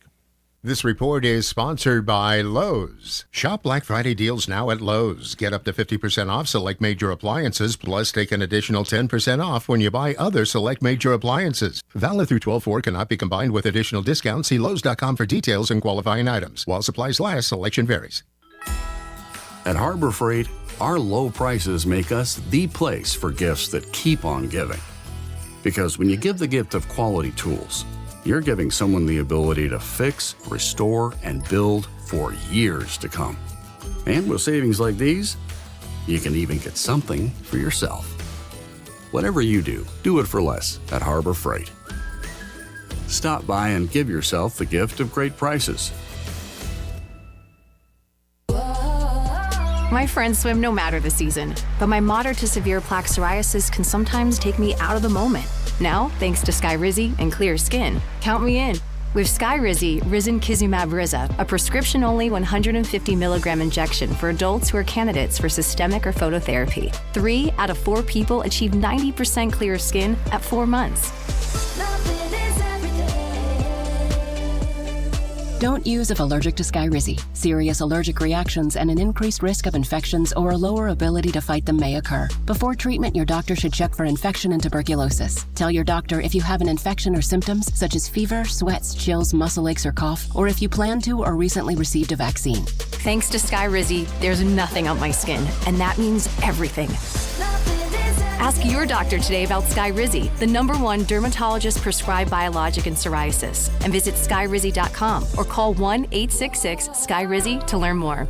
Showtime Sports and Mountain Graphics have teamed up under new ownership by an Asheville native to better serve our community with the finest custom apparel and unique branded items at the best price. Showtime Sports and Mountain Graphics can customize whatever you, your team, business, or local group may need through high-quality screen printing, embroidery, and laser engraving right here in Asheville. Free personal delivery within Buncombe County and a reduced delivery fee anywhere in Western North Carolina. Visit ShowtimeSportsAVL.com and MountainGraphicsAVL.com. Your one-stop custom apparel shops. At Ingalls, we've been your neighbors since 1963, and we've been through a lot together. Side by side, we've weathered hurricanes, wildfires, tornadoes, and floods. And always, we've been there to pick each other up, dust each other off, and get back to living. We can do it again. We're here. We've been here, and we're not going anywhere. Ingalls, we're with you every step of the way. Do better, be better every day. That's the Parks Promise. Our mission, to improve lives with every interaction. This is JW, General Manager at Parks Ford Hendersonville. Experience the Parks Promise today at parksfordhendersonville.com. That's parksfordhendersonville.com. On the weird scale, there's Vegas, there's Florida, and there's Asheville. Let's get weird, Asheville. All right, back in the Sportsocracy. I'm Tank Spencer. He's Jeremy Green, and it is time to get weird. And Jeremy, I know you're not a big reader. I know you're not into. I read. You're not into books and stuff. Oh no, for not entertainment, not books. No menus, billboards, websites, comic books, websites. Banners on adult websites. I read. I'm just here for the pictures. Exactly. There is an author that has done something that I find pretty cool. His name is John Collins Black, and he has put out a book that is called "There's Treasure Inside." The book is basically a treasure map where he has hidden 5 treasure chests across the United States. There are more than $2 million worth of stuff inside the treasure chests, and the clues to the treasure hunt are in his new book, which I think is a pretty nifty idea.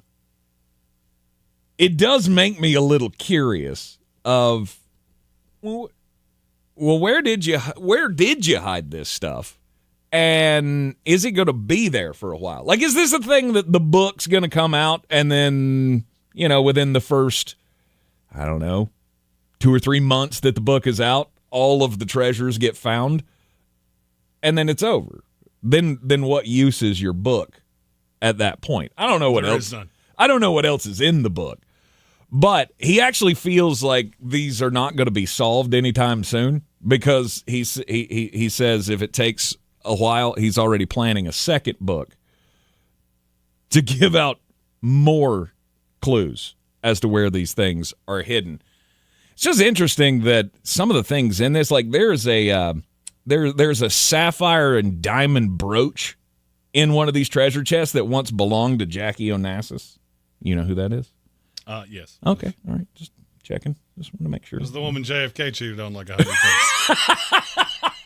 And he's not wrong. There's a 70-year-old dude right now that went, "I will kill you right now." Among some of the other things that are in the treasure chest, a 96-carat emerald. Also, Wilma Rudolph's 1960 Olympic gold medal. Millions of dollars just waiting to be claimed by some avid reader. We'll all miss out on it, of course, because we're not going to read the stupid book. However, I do think it's a nifty idea. Well, you said what use would the book have? Well, after it's solved, you could take the book and turn it into a hat. That was so much better with the demonstration of the book over the head. Yeah, I had for those of you listening on the radio, I have a little notepad and I held it over my head with paper on one side and the binder on the other. So good. My story, I was going to tell this in crimes, but the more I thought about it, this does not actually constitute crimes, even though it sounds like it probably should.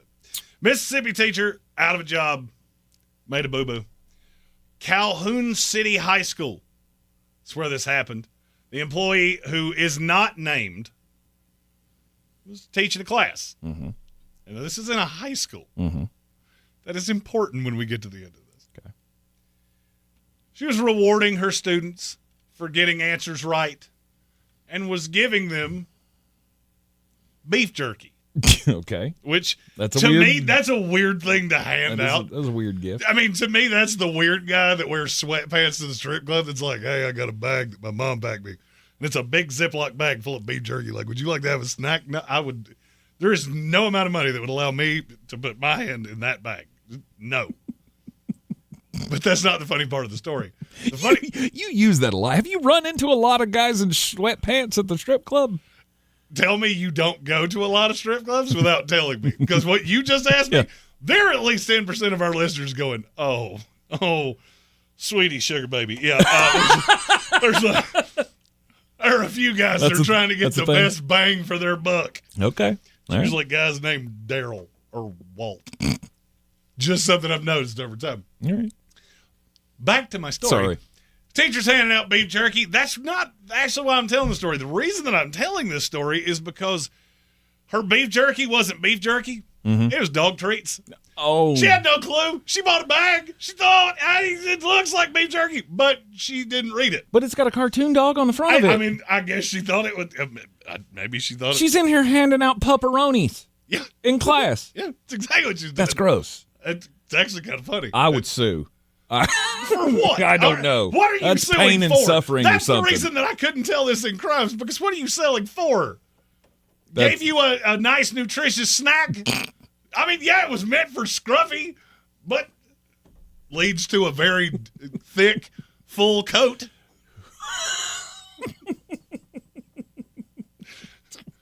It'll help that rash on my paws. Good night. She's handing out dog treats. That's hilarious to me.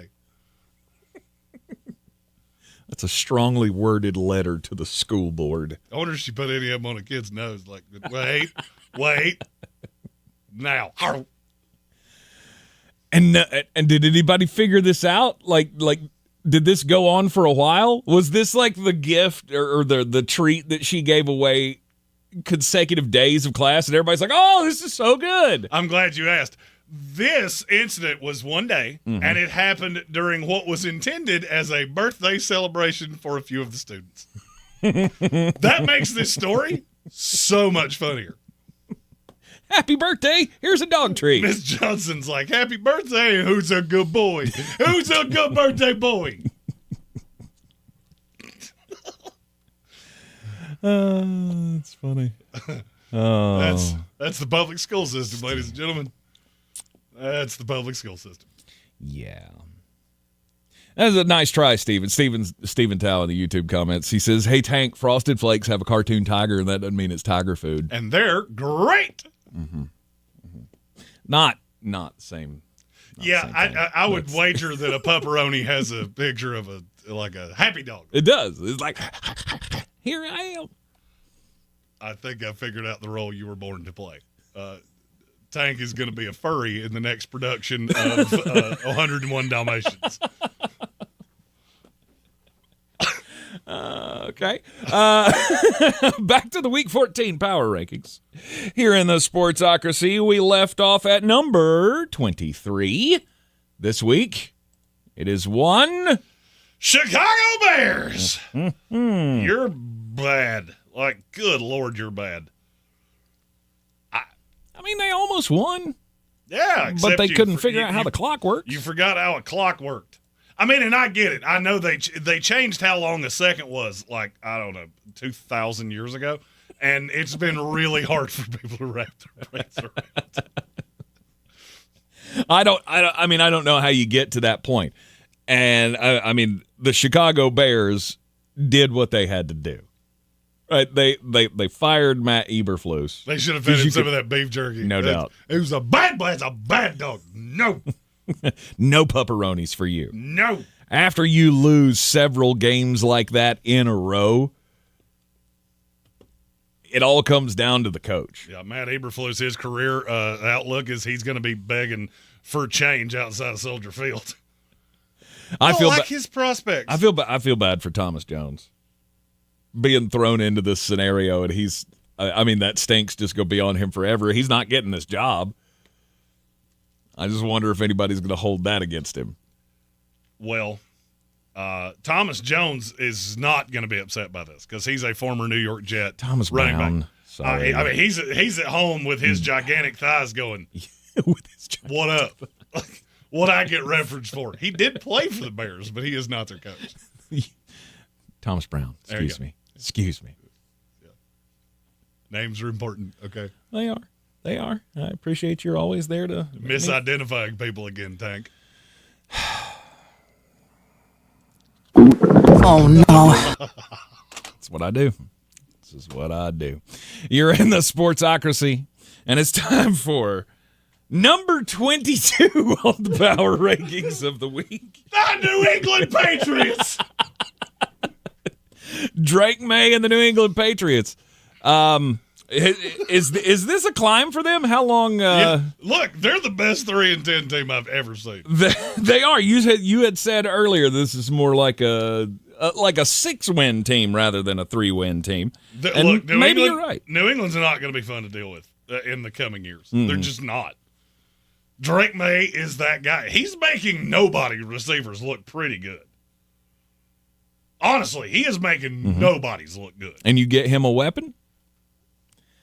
It's weird, a bright future. And weird, you're going to have a pick in the top 5, and Travis Hunter may fall right in your lap. And just think about having that on the opposite side of Christian Gonzalez and being thrown to by Drake May. As a Jets fan, that makes me have that noise that you just played. It gives me the bubble guppies, and I'm not a fan of it. Bubble guppies. The New England Patriots, though, I mean, are they really going to be in the top 5? Well, they're 3-10, so they can only get so high. Are they not? Well, I mean, everybody can try. Arizona Cardinals, Buffalo Bills, Los Angeles Chargers, Buffalo Bills. Okay, all right. Yeah, we're good. I just wanted to. I always love when you answer your own question. I hadn't looked at the rest of the schedule, so I was just kind of talking that through as I worked out that. Yeah, okay. So they're not winning any more games this year. Nope. So yeah, you'll be in the top 5, and you're. And then next year we can figure out if you actually have a coach or not, because I haven't figured that out yet. I mean, I feel like the fans hate him. So do they really? Yes. Why? I don't know. I don't know if they thought this was going to go. I got nothing. Every Patriot fan I know hates Gerard Mayo, and I do not know why. Interesting. Okay, I'll have to look more into that. I didn't know that was a thing. At number 21, the Indianapolis Colts. I almost said the New England Patriots again. It was still up on. I got 2 screens here, the coming next and the up now, and I got my torch. Got a little confused. That's fine. It happens. Right became left, left became right. I was handing out dog biscuits thinking it was turkey jerky. I don't know. The Indianapolis Colts, 2 games out of the playoffs. They are the 8th team in the AFC as it currently sits, but 2 games behind the Denver Broncos. We talked earlier in the program how that game in 2 weeks against the Denver Broncos in Denver could be a play-in game. Mm-hmm. Look, a bad team with young quarterbacks making the playoffs in the AFC. The question is the Denver Broncos or the Indianapolis Colts? Mm-hmm.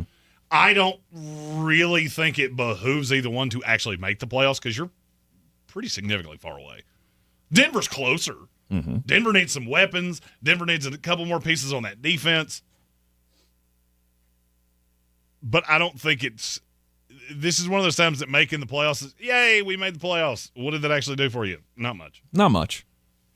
Not much other than you give went in you and got killed. Yeah, not much other than maybe give you a little hope that we can build on that playoff appearance for next year. Playoff experience is a thing that we talk about all the time.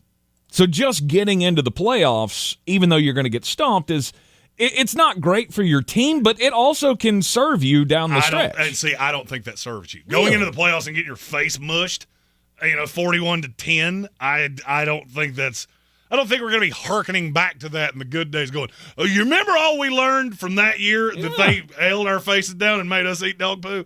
You remember that? You take that fire and let it burn. No. 6 one way, half dozen the other. Mm-hmm. Indianapolis Colts at number 21. Number 20. The San Francisco 4th and Niners. Ooh, and it only gets worse because now you got no more Christian McCaffrey for the season. He's done with the PCL injury. They did say he wouldn't need surgery, so maybe that's a good thing. Although with the Achilles stuff, he didn't have surgery on that either. Maybe he does need to have a surgery or two in the offseason while he's got time off. It doesn't matter. You're not making the playoffs, so I don't really No. He's not. I'm talking about for next year to set him up for what is going to be his swan song at some point. Yes. Jordan Mason, he's gone too, so now it's Isaac Guerindos. Isaac Guerindo. It'd be a fun name for Bill Walton to say. I was at a Grateful Dead concert with Isaac Guerindo. The San Francisco 49ers, that's not a good team. Chio asked why the Bears were behind the 49ers. Because I think if those two teams played, I would still take San Francisco. Brock Purdy would throw for a decent amount of yards. I don't like Caleb Williams in that scenario. One of these teams doesn't have all their pieces, and one of these teams doesn't have a coach. Mm-hmm. So that was my thought process. There's not a huge amount of difference between them, though. No. And San Francisco, it's a lost season. Now they got to focus on finding a general manager. Because John Lynch, I don't think, is going to survive this. Somebody, as you said yesterday, Jeremy, somebody's head has to roll, and it's not going to roll, and it's probably not going to be Kyle Shanahan. Now he'll go into next year on the hottest of hot seats. Sure, he will. Especially after they have to pay Brock Purdy. Number 19, the Miami Dolphins. Now, hear me out here. Mm-hmm. The Dolphins are 5-7. Mm-hmm. We said the back end of their schedule was just evil. Jets, Texans, 49ers, Browns, Jets. What exactly about that is evil? Now, it looks evil. You go to the Houston Texans, but that's not as evil as we thought it was. There has never in the history of the NFL schedule ever been a time where you looked at a 5-game stretch and went, murderer's row, and then they all got murdered before you got to the row. Mm-hmm. That is – Miami could be involved in this too. I don't think they will be because I don't think they can get out of their own way. But it's not as untoward as I would have thought it was 2 weeks ago. What would you put a percentage on it, chances they get to 10 wins? I mean, they'd have to win out. 5%. That's probably about where I'm at. Now, if I had to handicap the playoff race, I would say you got a 60% chance I would say 60% chance it's Denver, 30% chance it's Indianapolis, 10% chance it's Miami. Everybody else is out. Yep. So you're saying there's a chance. Number 18? The Los Angeles Rams. Speaking of there's a chance, I mean, yes, there is a chance you make the playoffs, but you talk about a team that I really don't want you to, this is the one. There's so many holes on that team, and it's so obvious when you watch them play good teams. I love the foundation they have, but they need another draft or two to fill this out, which is unfortunate. Their timeline just got off. You know, you got Matthew Stafford, who I think is playing at a pretty high level. Mm-hmm. You got two good receivers, one that's in the twilight times. You got another handful of guys that are out there doing stuff. Can anybody explain to me why Sean McVay felt the urge to run Blake Corum so much in the first half and not Kyron Williams? Oh, he fumbled. I don't care. One of them's good and the other one's not. So don't get cute. And number 17. The Atlanta Falcons. I don't know what to do with you. You have so much talent, and it's like the pit of misery. Bijan Robinson, you're average production-wise. Kyle Pitts, completely irrelevant. No, we're going to throw it to Darnell Mooney and Ray McLeod. Make that make sense to me. Mm-hmm. Kirk Cousins, it hasn't been the season anybody wanted out of Kirk Cousins, especially these last few games. I feel like at some point you have to, if you are Raheem Morris and Zach Robinson, I think you have to look at this objectively and go, the chances of Kirk being here next year are slim to none. Mm-hmm. We said this was a 2 to 3 year adventure. I think you said one wrong. Yep. Because he is old, and I think he's going to be. I think he's going to have another area code next year. Penix is the starter to me in 2025. I would agree. I think Kirk Cousins gets moved somewhere. I just can't figure out where.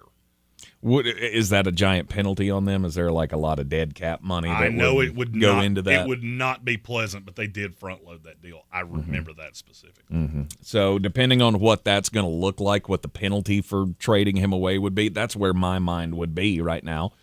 Because I'm already sitting here thinking maybe we should just go ahead and try Michael Penix for, Would you start him? Would you sit Kirk Cousins? That's one you can't come back from. I would have to know what I was getting in Penix gave me a better chance to make the playoffs, and that's hard to do. Does he have an injury? Can we hide this as an injury?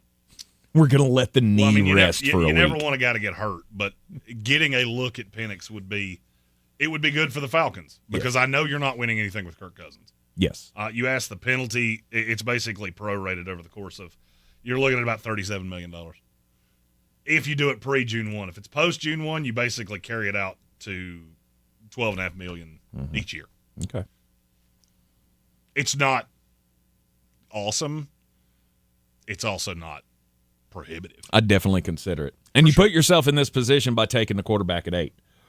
You invited this conversation to start, and here it is. Kirk Cousins is not performing. Now you've got fans breathing down your neck going, get rid of the old guy. Let's see what the young kids got. You're in the Sportsocracy. This is ESPN Asheville Week 14 Power Rankings. Continue after the break. Black Friday is coming, and for the adults in your life who love the coolest toys, well, there's something for them this year, too. Bartesian is the premier craft cocktail maker that automatically makes more than 60 seasonal and classic cocktails, each in under 30 seconds at the push of a button. And right now, Bartesian is having a huge site-wide sale where you can save $100 on your purchase. So, if the cocktail lover in your life has been good this year, or the right kind of bad, get them Bartesian. At the push of a button, make bar-quality cosmopolitans, martinis, Manhattans, and more. All in just 30 seconds. All for $100 off. Amazing toys aren't just for kids. Now is the best time to get a Bartesian cocktail maker. Save $100 by visiting bartesian.com/cocktail. That's BARTESIAN.com/cocktail. Did you apply for FEMA help after the recent disaster and want to know the status of your application or how to appeal an eligibility decision? FEMA may need more information to help you. Call 800-621-3362 or go online to disasterassistance.gov. When you're ready to go back in the day, y'all gonna make me lose my mind. Check out the all-new Throwbacks 101.1. This is how we do it. Allow me to introduce myself. Asheville's classic hip-hop and R&B. Come on. If you're looking to buy, sell, or invest in real estate in the mountains, you need to call the agents at Clarissa Sells WNC, brokered by eXp Realty. Check us out online at clarissasellswnc.com. And did I mention that Clarissa Sells WNC loves teachers? We love teachers so much, we're giving back 25% of our commission at closing. For more information, contact us today at 828-774-6343 or clarissasellswnc@gmail.com. This is J.W. Whitley, General Manager at Parks Ford of Hendersonville. Our purpose, to improve lives with every interaction. Nominate your Parks Community Hero today at parkscommunityheroes.com. Like Trent and Doug, whose first instinct was to fill their trucks with supplies and drive to the hardest hit areas in those first hours. Like Eric, who hosted the football team to support their neighbors and begin the cleanup efforts. Nominate your Parks Community Hero today at parkscommunityheroes.com. That's parkscommunityheroes.com. Experience the Parks Promise today at parksfordhendersonville.com. This is your Exergen Temporal Scanner weather forecast on ESPN Asheville. Briefly getting milder after our snow showers and flurries ended now as we get into the afternoon with sunshine around today. Still cold, and then the coldest night of the week's probably tonight. Mainly clear by morning in the low to mid-teens. Our colder spots could sneak in to the single digits. Wednesday, sunshine. Here comes the milder air, 52. But then quickly colder. Thursday and Friday, plenty of sunshine. Upper 30s to low 40s. Milder and dry by the weekend. From the Weather Channel, meteorologist Ray Stajic. This report is sponsored by First Restoration Services. Fire, flood, wind damage, arguably a homeowner's worst nightmare. For nearly 4 decades, First Restoration Services has been helping people recover from disasters with trust, integrity, speed, and quality. If you have a disaster, call them today, 1-800-537-6151, or online at frs247.com. The PayPal app has amazingly low prices for holiday shopping. Get cashback offers in the app, and when you use the PayPal debit card, PayPal stacks 5% more in the monthly category of your choosing on up to $1,000 in purchases. Don't just pay, PayPal. At Harbor Freight, our low prices make us the place for gifts that keep on giving. Because when you give the gift of quality tools, you're giving someone the ability to fix, restore, and build for years to come. And with savings like these, you can even get something for yourself. Whatever you do, do it for less at Harbor Freight. Stop by and give yourself the gift of great prices. Oh no, stomach issues again? Stomach issues? Who are you? Your pancreas. I could be the real reason for your diarrhea, gas, bloating, stomach pain, or loose oily stools. I thought it was my stomach. People often do, but any of these symptoms could mean having a condition called exocrine pancreatic insufficiency, or EPI. With EPI, the pancreas doesn't release enough enzymes to break down food, but EPI is manageable. Use the symptom checker on identifyepi.com and speak with your doctor. That's identifyepi.com. Sponsored by AbbVie. From the Ingalls Studios, this is ESPN Asheville, WPEK, W225CJ Fairview, WMXF Waynesville, and iHeart radio station. The Sportsocracy. It fires me up, man. I love it. Say it one more time. The Sportsocracy. Shake it back! Beer City's best sports talk. It is gross. Just earlier. They are mature, actually. You just have to get to know them better. Your lunchtime dose of dumbassery. Live from the Ingalls Studio.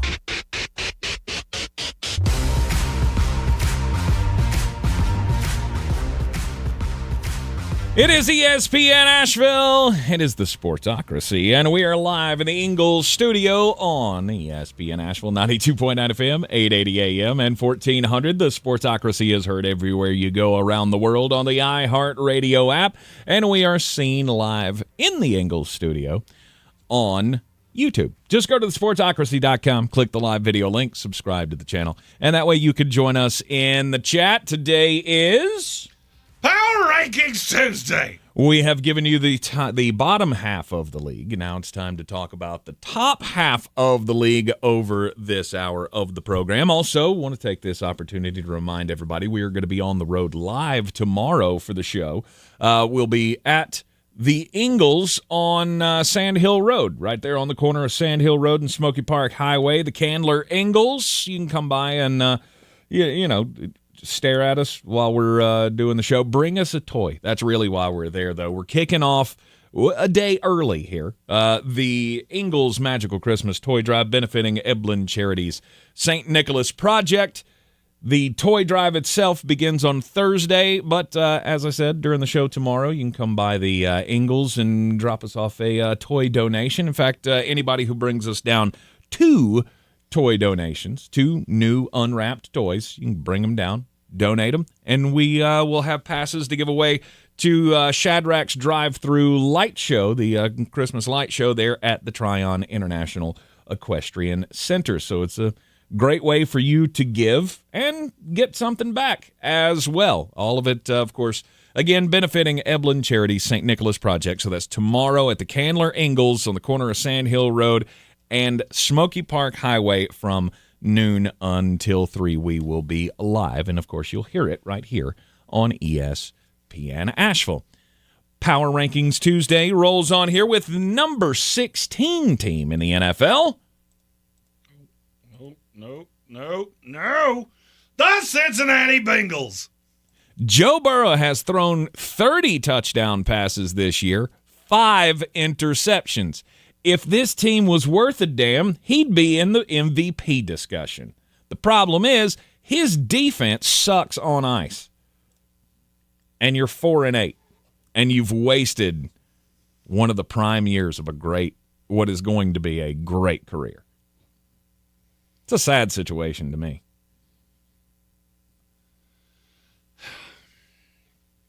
I feel like Cincinnati is the right coach away. I think this would be a great landing spot for Ben Johnson. I think it'd be a great landing spot for a lot of places. Mm-hmm.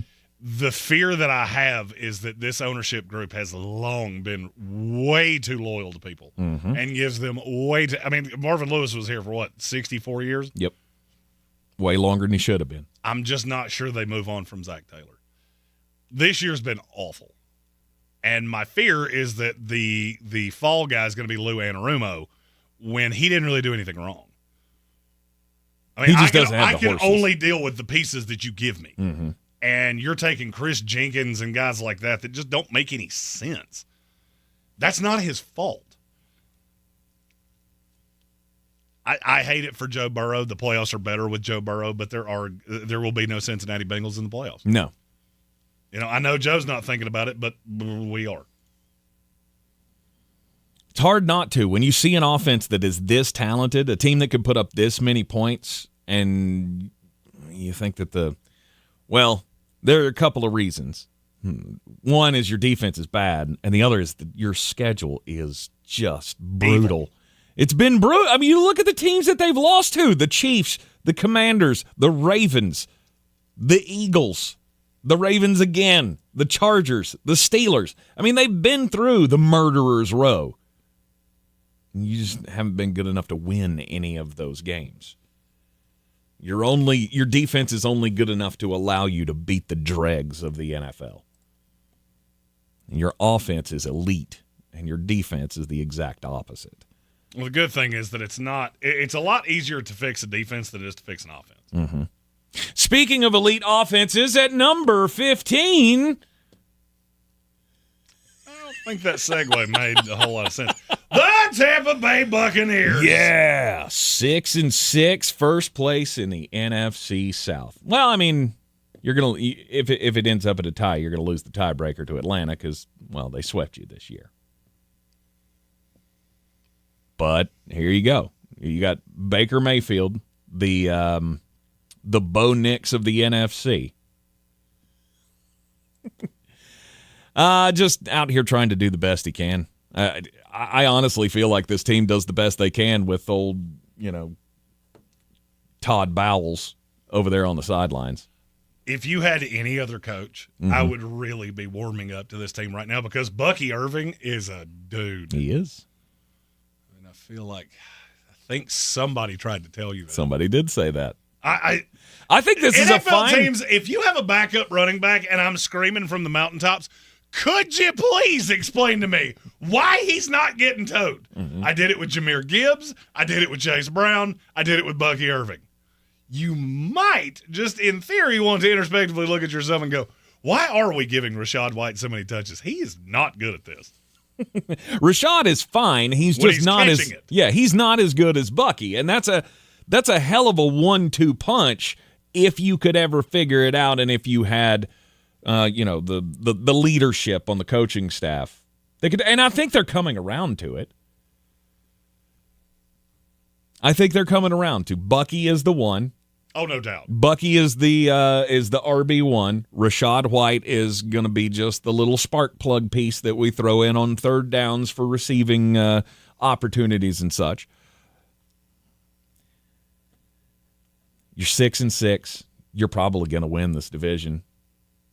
And again, the question is, did you mean to? Because this will now be the third year in a row that you really didn't mean to. No, you will not have meant to. But I actually am getting to the point I agree with you. I think Atlanta's so incompetent that the talent doesn't matter. Yep. Then you look at the fact that Tampa Bay for the rest of the year, they play the Chargers.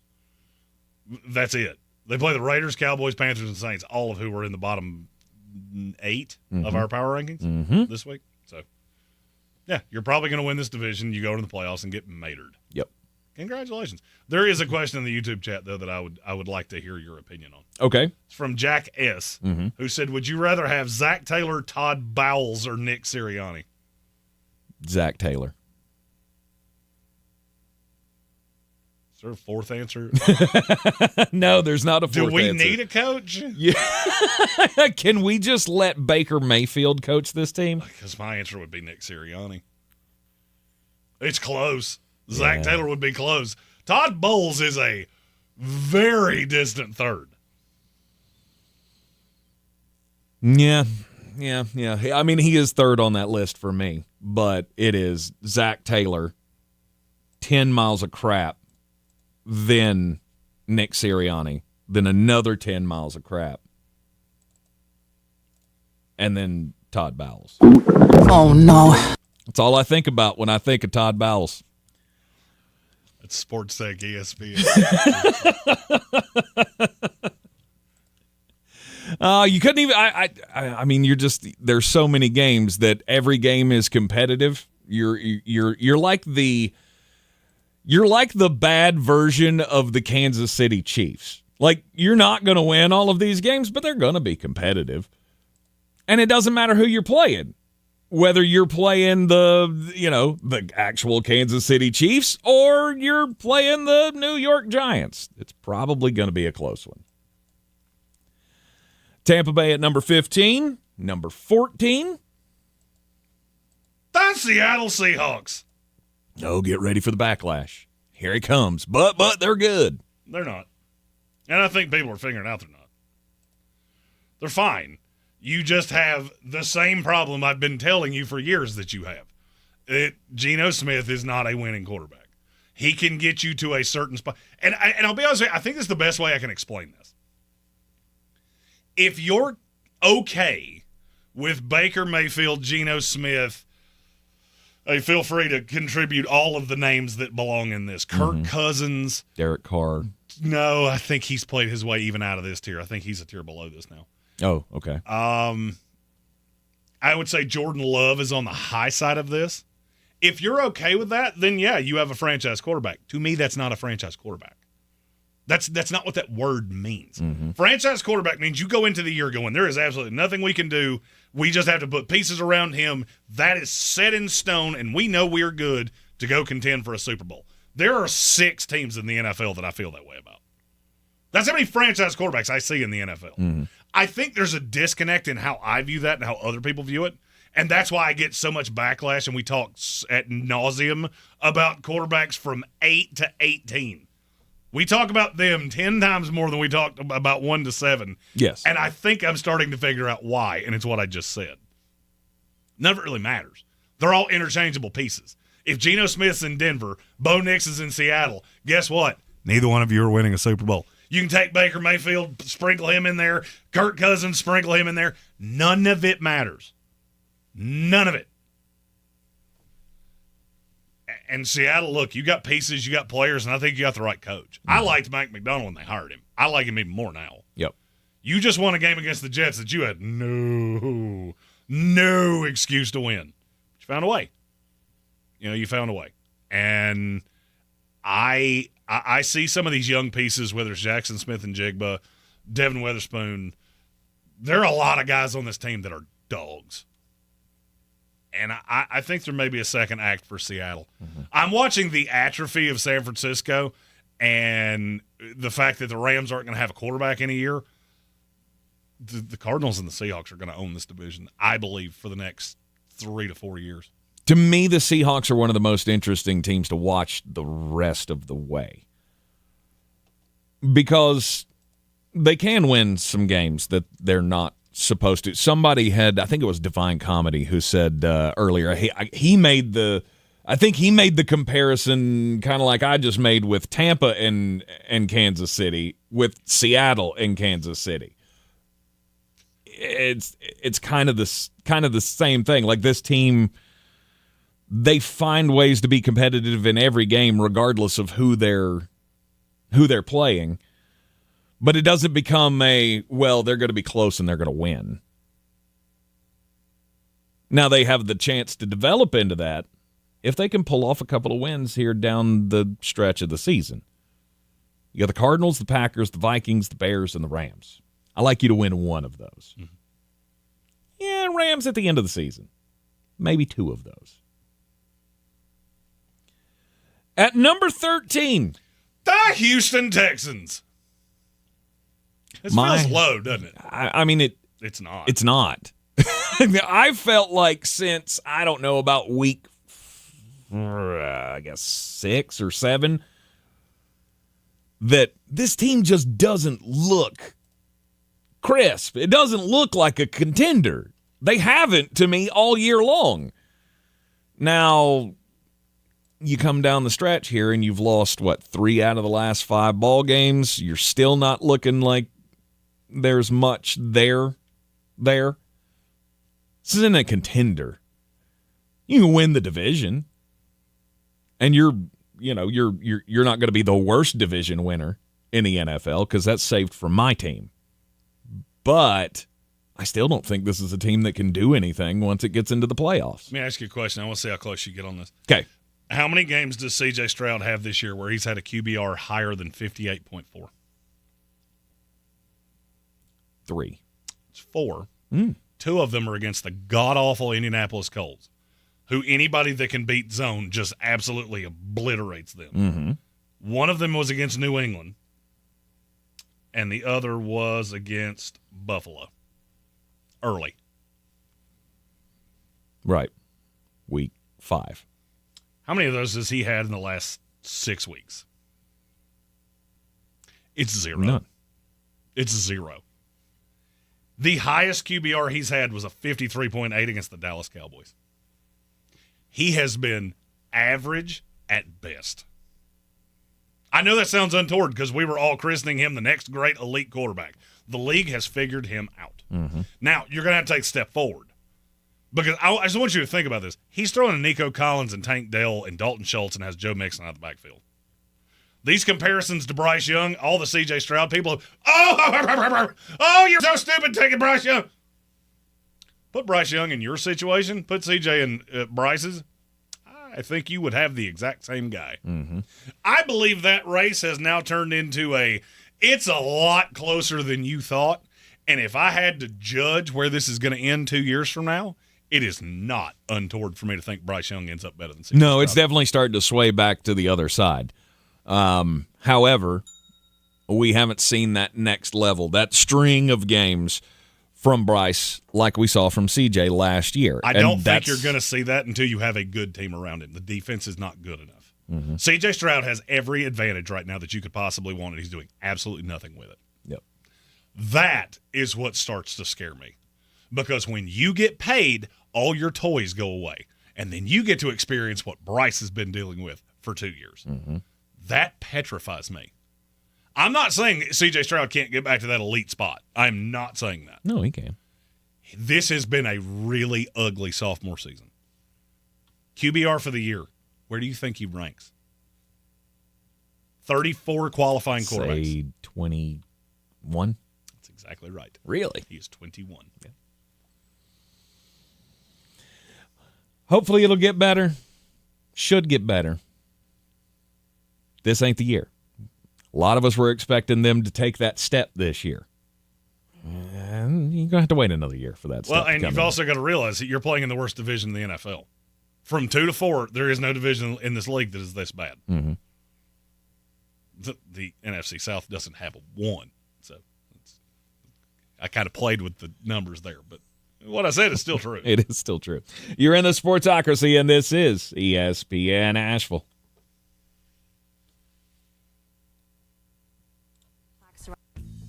iHeartRadio Earth is here with little tips for a healthier planet. When dining out or shopping at the grocery store, ask for sustainable seafood. By choosing sustainable seafood, you can help reduce overfishing, bycatch, loss of top predators, illegal fishing, and other harmful environmental impacts. Brought to you by iHeartRadio Earth and the National Environmental Education Foundation. To find more tips for smarter, sustainable living, or to take action in your own community, go to iHeartRadio.com/Earth. iHeartRadio Earth is here with a new way to enjoy our beautiful planet. Reduce your impact on the environment this fall by packing a waste-free lunch for school or work. Avoid foods with excessive packaging. Use reusable cutlery, napkins, cups, bags, and containers, and recycle or compost any waste when possible. Brought to you by iHeartRadio Earth and the National Environmental Education Foundation. To find more tips for smarter, sustainable living or to take action in your own community, go to iHeartRadio.com/Earth. Is your home ready for a refresh? Elevation Restoration and Floor Cleaning has you covered. From area rugs and carpets to hardwood floors, concrete, and furniture, they're your go-to team for all things clean and restored. Family owned and operated, they bring top quality service to every job. So why wait? Call Jacob today at 818-216-4605 or visit elevationrestorationnc.com. Elevation Restoration and Floor Cleaning for floors that feel brand new. At Harbor Freight, our low prices make us the place for gifts that keep on giving. Because when you give the gift of quality tools, you're giving someone the ability to fix, restore, and build for years to come. And with savings like these, you can even get something for yourself.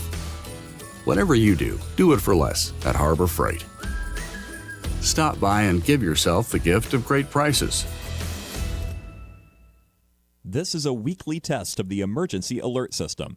This is only a test. iHeartRadio Earth is here with little tips for a healthier planet. October is Energy Awareness Month and a good time to assess your home to make sure you're ready for the season's cooler temperatures. Keep your window shades open on sun-facing windows during the day to get free solar heat, and close them after dark to add a little extra insulation. Brought to you by iHeartRadio Earth and the National Environmental Education Foundation. To find more tips for smarter, sustainable living or to take action in your own community, go to iHeartRadio.com/Earth. This is J.W. Whitley with Parks Ford of Hendersonville. I'm so excited to introduce you to this month's Parks Community Hero, Meals on Wheels. Meals on Wheels, with the help of numerous volunteers, delivers nutritious meals and friendly conversation to homebound seniors. Throughout their meal delivery program, you can help seniors keep their independence. To get involved, visit MOWABC.com.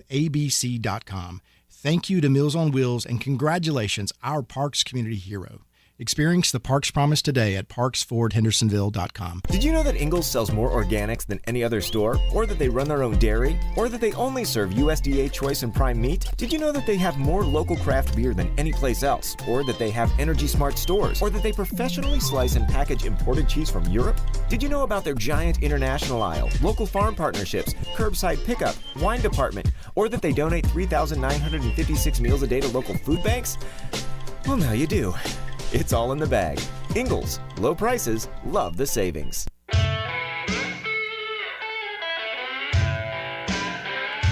The Sportsocracy. You were just dumping a bag of hammers.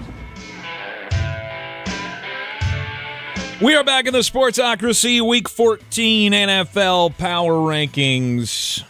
Time for the Dirty Dozen at number 12. Before we do that, we have a couple super chats. Okay, my bad.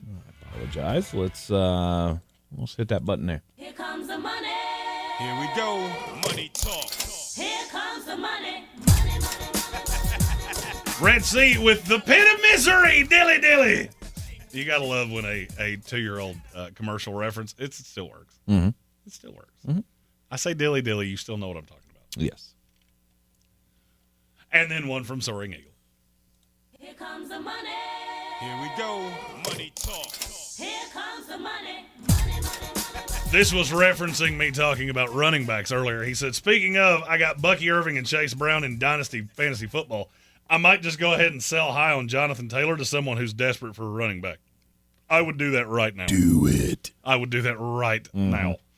Because Anthony Richardson's going to get another crack at this, and as long as he's there, Jonathan Taylor's ceiling is not what it used to be. I mean, unless you're competing for a championship now. And then I don't know that I care. Really? I really don't know that I care. Because, I mean, what am I getting back? It's probably not going to be draft picks. Mm-hmm. Probably players that I can use right now. If somebody's looking at Joe Mixon going, well, you know, he's an older... done. Yep. In. Right now. Mm-hmm. Right now. Mm-hmm. I'd take that deal as well. All right, back into the power rankings at number 12. The Denver Broncos. Talked a lot about them in the first hour of the program. I don't think there's ever been a team this mediocre that's ever been discussed this much. Ever. I don't ever remember it. And it's hard for me because I don't see how. If you're a fan, I take you out of this. If you're a fan of the Denver Broncos and you want to be happy about this, I totally get it. It's the people that aren't fans of the Broncos that are trying to sell me on this that I don't understand. I get it. You beat the Browns. The Browns are awful. But they beat the Steelers in a snow globe. And the Ravens. They beat the Ravens, too. They didn't mean to. That team's not good. You gave up 500 yards passing, but it was Levi Wallace. He's still on the team. It's not like you brought somebody from the Italian restaurant that you ate at for dinner. It's a guy you had on the roster. I don't care that he's not a starter. He's one injury from being right back out there a week from now. That drives me crazy when people do that. Well, when the starter comes back, we'll be fine. Yeah, if the starter comes back. San Francisco thought the same thing about Christian McCaffrey. How'd that work out? Oh, he came out and he didn't look right. Jeremy told you he didn't look right, and gone. By the way, Jeremy, just a stat correction here on your dilly. That was 7 years ago. Alrighty. The dilly commercial was 2017. Okay. Yeah. That did not make me feel awesome. Didn't make me feel awesome either. Somebody said in the chat it's been like 5 years, and I went, it hasn't been that long. Nope, it's been longer. Somebody, I think it was Anquan Bolden's kid, had a dunk because he plays basketball for Buffalo, and I just immediately went, oh my God, Anquan Bolden is old enough to have a 22-year-old senior. Because he and I are very close to the same age. Oh, God. And then I realized that we're in the same boat. Okay. And I'm not that far from that. Nope. Just getting Didn't older. need a reason to drink tonight, but thank you, Top 10, for giving me one. I apologize to the YouTube chat. Nobody's happy that I brought that up. Everybody's like, damn it, Tank. Yeah, because now we feel 80. Yeah. And now we feel like you look. Thanks, jerk. Oh, geez. That was true. I have to, just because you said that Yeah. way. So Thanksgiving, I was with my parents, and I said something about how old you were, and there was a look on both of my parents' face of, he's only 42 years old. Really? Really? Now, my mother has literally only seen you in pictures and on YouTube. My father has met you in person, and I will say this. You don't necessarily look 60, you talk 60. And the more you talk, the more you go, God, how old are you? What does that mean? I talk 60. Well, your Kendrick Lamar derision it's uncommon for a 42-year-old man. It's not. It's not, though. Because you make him sound like he's Milli Vanilli, and it makes me angry. No, they were better. Move on before I have to punch you. They on at least television. had one song that was good. This is what I deal with every day. Any of you that like hip-hop, send in a super chat. I'll punch him right in the face right now. All I got to do is walk around the desk. I don't get it. Just don't get it. At number 11 on the Week 14 Power Rankings. The Arizona Cardinals. What is there to say about a team that, well, hang on a second. Where was that? Somebody said just a moment ago that the Arizona, here it is, Austin Groves said, I bet that the Arizona Cardinals win their division 4 out of the next 6 years. Murray and Marvin Jr. have a few years to gel, and McBride as well. So, yeah, the Cards will be top 4 in the NFC next year. I didn't see any lies in that. I don't either. Because I think the day is coming where this team is going to be the cream of the crop in the NFC West. San Francisco's fallen off. Seattle, who knows how long they're going to deal with the Geno Smith thing. And the LA Rams, at some point, Matthew Stafford is going to fall off the world. I'll tell you another little layer about the Arizona Cardinals that not a lot of people know. Their strength of schedule is the 6th highest in the NFL. There are only 5 teams that play a tougher schedule than the Arizona Cardinals, and that's based off this year's win-loss record. Mm-hmm. It's the Lions, the Green Bay Packers, the San Francisco 49ers, the New York Giants. So they're actually 5th. Oh, and Chicago. I knew I was missing one. Yep. That's it. This team's really good, and they are soaring like a phoenix. Yes, I see the irony of that because they're in Arizona. Mm-hmm. All right, we got one more super chat here. Here we go. Is it for me to punch you in the face for the Kendrick Lamar thing? Oh, shoot! No, it is from Red Sea, though, and he says, Tank looks like the guy who would name his dog Old Yeller. I guess that's a popular old person thing. Tank looks like a guy that would have a seat named after him at a comic book store. Tank looks like a guy that has been asked to leave at least 4 movie theaters in the last 3 years. Oh, that's brutal. Good Lord. Do I give off that big, like, creeper vibes? Now I see how you took it. That's not where I was going with that. That actually, in my head, makes it funnier. Tank looks like a guy that would have his picture on the guard stand at Walmart saying, check this man's pants for candy he stole from out of the take one basket.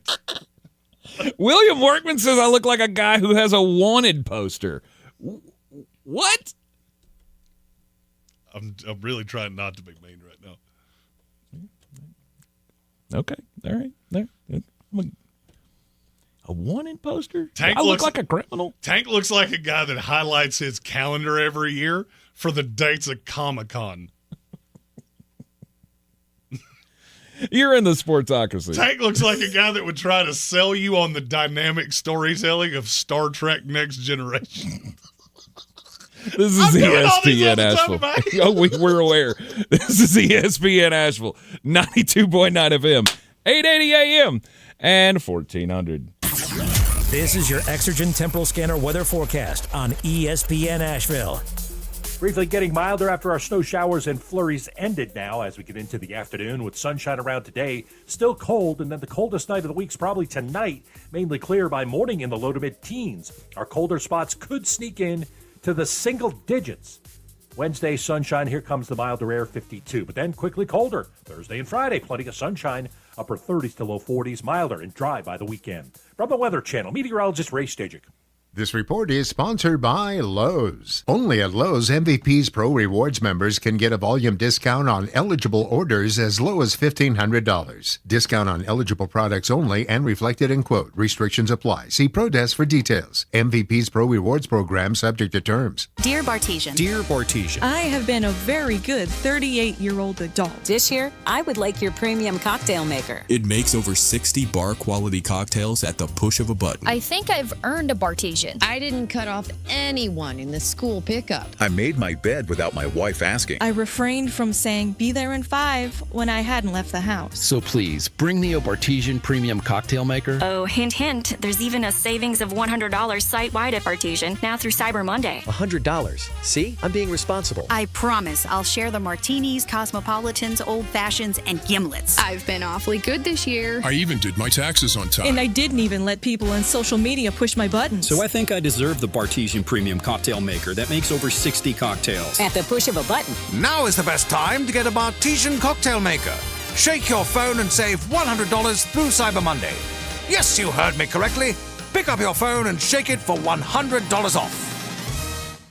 You don't want to miss this. Zero Res has extended their Black Friday sale, so mention ESPN Asheville to get $75 off your next air duct cleaning. Use promo code AIR75 when scheduling online at zeroresasheville.com. Are you going to start the new year dealing with the same old joint pain, losing sleep, not able to take walks, or do what you love because your knees or hips? Don't do it. Take action now to get the pain relief you deserve for 2025. Call QC Kinetics now. Say goodbye to shoulder and back pain. QC Kinetics local medical professionals are waiting for you. Their advanced protocols and regenerative medicine have helped tens of thousands of people. I'm talking lasting relief. Imagine a new year without those achy joints. No more pain pills, no more steroid shots. QC Kinetics uses the healing properties of your own body to attack the root cause of your pain, revitalizing your joints so you can move again. This This is the future of medicine. If you've been told surgery is your best or only option, you deserve a second opinion. Find out if all-natural regenerative medicine is right for you. Call QC Kinetics. The consultation is free, and you can use HSA and FSA dollars. Live your best life in 2025. Get started now. Call 828-333-9517. 828-333-9517. Do better, be better every day. That's the Parks Promise. Our mission, to improve lives with every interaction. This is JW, General Manager at Parks Ford Hendersonville. Experience the Parks Promise today at parksfordhendersonville.com. That's parksfordhendersonville.com. At Ingles, whether we're celebrating Friday night rivals, televising college basketball games, bringing the Fan Fest to semi-pro soccer, or taking you out to the ball game at your minor league park, it's all in the bag. Ingles, low prices, love the savings.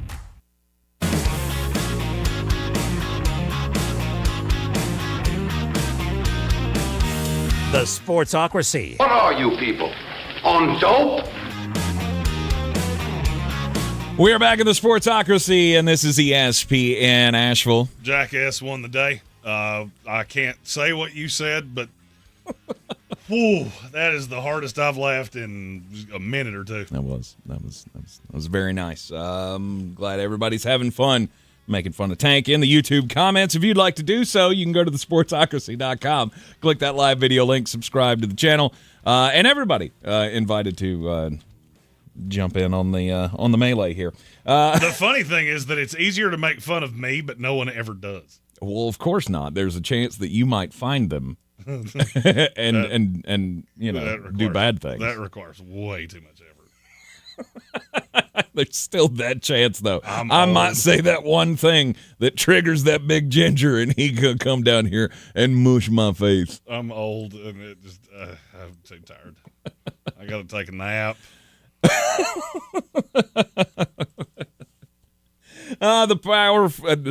The Week 14 power rankings in the NFL. We're down to number 10.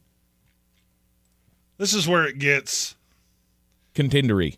Well, it gets closer because I do feel like there's a little bit of a gap between Arizona and number 10, the Los Angeles Chargers. You need receiver help. B-A-double-D bad. Mm-hmm. When Quentin Johnston's good, they're fine. The problem is that he's not good every week. And so you never quite know what you're getting out of him. Ladd McConkey is fine. He's a solid number 2 receiver in the NFL. Mm-hmm. That's always where he was headed. My problem was I don't feel like he's a guy that can take over games. And that's – do you understand now when we were at the draft and we were talking about Ladd and you thought I was sliding him? I wasn't sliding him. Mm-hmm. Because this is exactly who I thought he was. The problem is that that's not enough. I can't use a second-round pick on that guy. He's almost like a luxury. I looked at him back then the same way I look at him now. He would be great in Kansas City. That's that sure-handed guy that I just trust, and I don't need you to take over games. With the Chargers, I need somebody that takes a game over. Yes. And I got 4 guys, and none of them do. Mm-hmm. And Quentin Johnston did that one time, and it's still weird for me to say those words out loud. Well, I'm starting to get to the point where I'm going to worry about how are you going to score points down the stretch of this season. You do have Ladd McConkey. You don't have any other weapon that I really trust at this moment. There's no J.K. Dobbins. He's on IR. Mr. Glass, he has stepped up once again. So now you're down to Gus Edwards and Kamani Vidal, which we feel like, Vidal's the right answer. We liked him coming into the league, and maybe he can be the eventual replacement here at running back. But right now, I can't trust it. Quentin Johnston, Josh Palmer, and then whatever else you throw out at wide receiver, you got one player that I trust, other than the quarterback, of course, and the quarterback matters a lot. But I look at the Chargers down the stretch of this season going, how are you going to score points? When you get into a tough battle here, who's the guy that you're going to lean on? I need somebody more than Ladd McConkey, because I agree with you. He's not a take over the game guy. He is a game changer, but he does need that other piece. He's a closer. Yeah. I like that. He's a closer. He's the guy that it's 3rd and 3. I need to convert this. to salt the game away, that's the guy I'm going to every single time because he's going to get open for 5 yards. Yep. Problem is, it is hard to dink and dunk down the field doing that. Now he is a plodding dink and dunk. He had, 10 catches last week for 108 yards. Mm-hmm. As long as you put your shoes on the right feet, you're going to get to 10 wins. Yes. Because your last 2 games of the season are against the New England Patriots and the Las Vegas Raiders. In the meantime, you've got the Kansas City Chiefs this week, Tampa Bay the next week, Denver the next week. I'm not saying you can't win those games. I'm just saying those are teams in the playoff mix. I know you're pretty guaranteed 2 wins at the end of this year. So we know that you're going to be 10-7 at least. My worry is, can you make any noise after that? The best way I can describe the Los Angeles Chargers is they're the big, tough dude that is bringing a knife to a gunfight. I will still put you – I still think you're behind the 8 ball, but I'm not going to count you out because they do play hard. Mm-hmm. Let's go to number 9. The Washington Commanders. It's good to see you snap a 3-game losing streak and just mash the opponent. You just housed the Tennessee Titans. Right. Look, Washington's still good. Getting Marshawn Lattimore changes – getting him back, I believe, changes this defense exponentially. By the way, did you notice that Emmanuel Forbes got cut yesterday? I did. Or 2 or 3 days ago? Mm-hmm. He's with the Rams now. By the way, don't be shocked when he winds up being a starting corner for Sean McVay because that's what Sean McVay does. Mm-hmm. Hey, this thing that you discarded and threw into the trash, I'm going to shine it up and make it look pretty. I still really believe in Washington. I think they are going to be a pain to play. They're going to be a pain to deal with. And Jaden Daniels is just really, really, really good. That's another team. Guaranteed 10 wins here because you got the Saints coming up. You also have the Falcons and the Cowboys left. Yes. The Eagles game's not going to be fun, but you should at least be a 10-win team. But I wouldn't be shocked if Philadelphia coming into that because that's in Washington, right? Yes. I wouldn't be shocked if they got that game. I wouldn't either. You got to feel real good about where you're at if you're a Washington Commanders fan. Number 8. The Pittsburgh Steelers. Now I'm starting to get to the point where I'm not sure this is high enough for the Pittsburgh Steelers. Okay. I don't know that. Explain that. I don't know that they're not better than the next couple of teams in the power rankings. I'm looking at all 3 of them going, I'm not sure you don't need to be drug tested. Who, me? Yes. Really? I don't think they're even in the class of the next 3 teams on this list. I think they're very well coached. Okay. At some point, the talent you're bringing to this, it does matter. Mm-hmm. I would be remiss if I didn't point out I'm still not sure you've beaten, outside of Baltimore and outside of a Washington game that you just fell into, I'm not sure you've beaten a good team yet. Mm-hmm. And Baltimore's a division game. Those games are always tough, and it was ugly as it could be. I still don't really believe in Pittsburgh because it doesn't make any sense. I'm a simple man. That's one of the reasons I like football so much because this sport's not difficult to figure out. Best quarterback wins 9 times out of 10. You're going to lose that against practically every team that makes the playoffs. Mm-hmm. You have an otherworldly good coach, but he's only got 1 ring. You know, he's a great coach, and he makes a lot out of a little. But it's not like he's this dynamic coach that's won 25 playoff games. Mm-hmm. He's not. I think people are overvaluing Pittsburgh. It's surprising that their record is as good as it is, but their record is misleading. The way that they can control the ball, the way that they can control a game, that's just something that a lot of teams don't have. It's really an art that Mike Tomlin has perfected. And it helps cover up a lot of ills when you can do that. This past game, the last night's game, or not last night, excuse me, the other day when they played Cincinnati, again, it surprised me that they were able to put up that many points because they had struggled to score. I think it's good. It takes a really bad defense for Russell Wilson to do that too. It does. When you come down the stretch going up against the Eagles, that's going to be a little bit of a different story. I don't think you're going to get that. Even the Ravens and the Chiefs are going to be better. How in the world are you going to stop the Lamar Jacksons, the Josh Allens, the Patrick Mahomes with Joey Porter and Dante Jackson?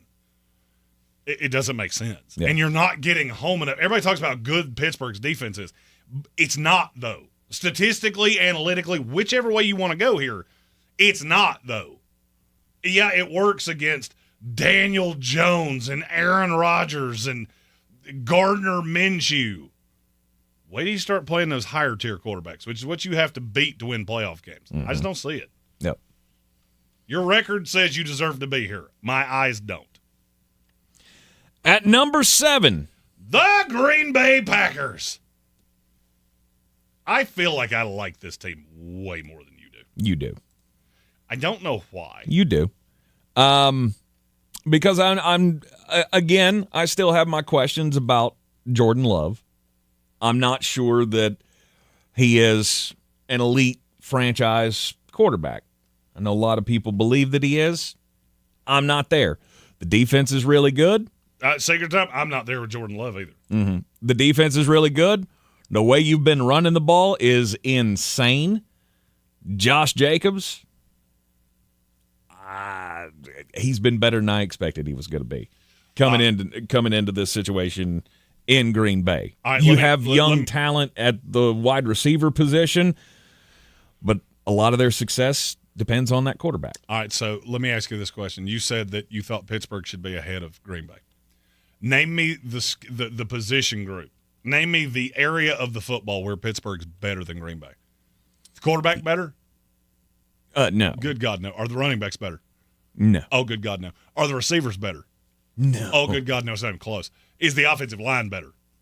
No. It's pretty much 6 one way, half dozen the other. I would take Green Bay's, but it's close. Mm-hmm. Pass rush. We have 6 more sacks than you do. Right. Secondary. Yeah, I'm still taking mine. Then how is that even a discussion? Mm-hmm. I'm better than you at everything. Head-to-head right now, I'll take Green Bay, wouldn't think about it. Really? I don't give a damn where you play that game. Really? I don't care if you play that game in Mike Tomlin's backyard. I'd take Green Bay. Wow. Because I got Jeff Hafley that's going to mess with Russell Wilson. Like I said, Pittsburgh, you want to keep doing this against these mediocre teams and you want to feel good that you got 9 wins? Mm-hmm. I'm not begrudging you that. I hate to break it to you. You've beaten one good team, and it was the grossest game I think I've seen all year. And I don't even really want to give you credit for Washington because I think you were handed a gift by the officials, and you took a young team that doesn't know how to win, and you just fell backwards into it. My question for you, what is Green Bay's? What is Green Bay's best win of the season? That 2-point win over the Houston Texans?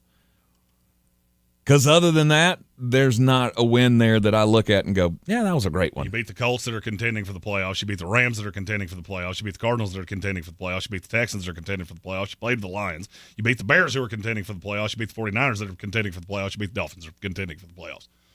The Pittsburgh Steelers have beaten 7 teams that are in the bottom 10 of our power rankings. If you don't see the difference in those two things, I can't help you. Mm-hmm. I'm not saying there's one specific, hey, you beat one hammer there. I'm saying you haven't been walked into, hey, look, you get the Raiders. They got one with the Jaguars and one with the Texans. Mm-hmm. Outside of that, it's been competitive teams every single week. And the way this league is tiered, yeah, that matters. Yeah. The Steelers had don't a see whole a month great where they didn't play a team with more than 3 wins. Mm-hmm. Talent-wise, roster-wise, there's no question who the better team is here. As far as what you put on the field and winning games, I think it's real close between Green Bay and Pittsburgh. I'm not saying they're definitely better. I'm just saying I'm not so sure that Green Bay is definitely better. At number 6. Oh, wait a minute, I skipped one. Hold on. I knew that. I knew it. The Baltimore Ravens. There we go. I put it out of order. I didn't skip it. He's a big dumb bear, folks. Uh-huh. He's a big dumb bear. Uh-huh. Baltimore Ravens, 8-5, lost 2 out of 3. I mean, is there any panic button here? Nope, don't care. I don't care. I know what that team is. I've said this all season long. I know exactly what Baltimore is. My question is, can you win in the playoffs? Mm-hmm. There's a reason we talk about them less than any team when we get to this point every single week. It's because I don't care. I do not care what you do right now. Mm-hmm. I would take Buffalo over you. I would take Kansas City over you because they've already beaten you. Talent-wise, you are better than both. Can you beat them when it matters? Talk to me in January. Yep. That's when I want to talk about Baltimore. Number 5. The Minnesota Vikings. This, to me, is the craziest team in the NFL. Because I look at what you have and go, the sum of your parts makes zero sense. But you keep winning. Mm-hmm. Even with Justin Jefferson. Justin Jefferson was terrible for 3 quarters against the Arizona Cardinals. Didn't matter. 4th quarter, figured it out. Yep. Here we come. That's what good teams do. Good teams find a way to win. Find a way to win those one-score battles. Came away with one against the Cardinals. You got the Falcons, Bears, Seahawks, Packers, Lions to finish out the season. Plenty of games there left to win. You're still in the hunt for the 1 seed. Yeah, but you got to beat Detroit. And I don't think it's probably not going to happen. But the fact that you're even in that discussion at this point in the season, it's very impressive. Is very impressive. Number 4. Sammy D, MVP. Sorry, I got to say that. Legally, I got to say that every time we talk about it. Okay, now, number 4. The Kansas City Chiefs. Status quo, this is where you're at. We're, what is it, worst 11-1 team of all time.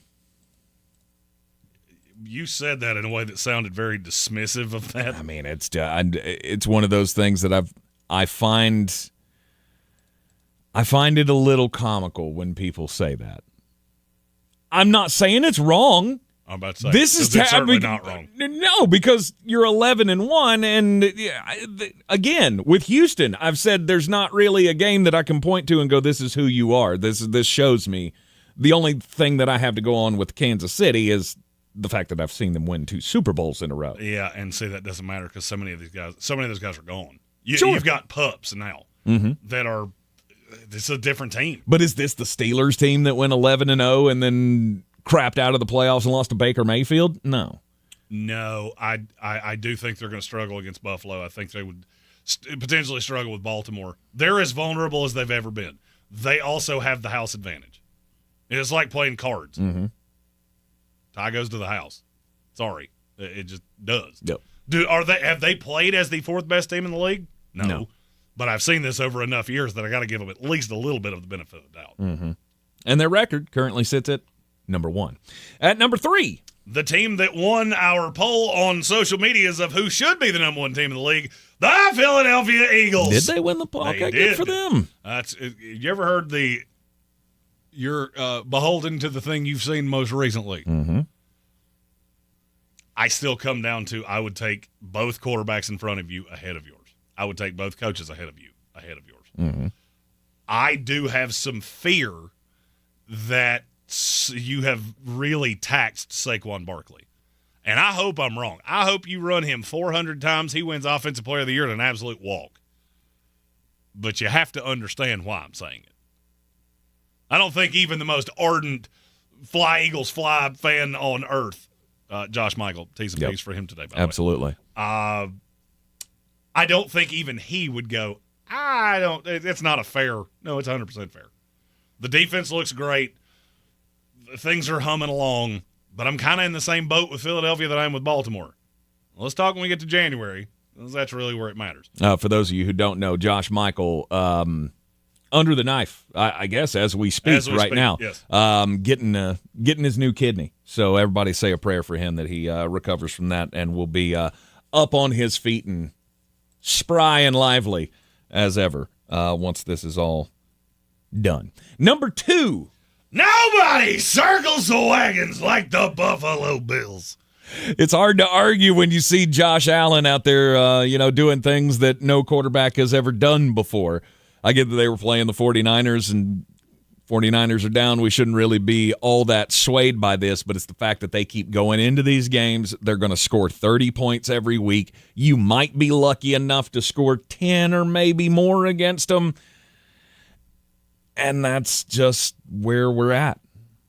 Sean McDermott and this staff has done a hell of a job with this team. It's impressed me because I've always thought he was the weakest part of that team. I'm starting to look at Sean McDermott the same way I look at Mike Tomlin.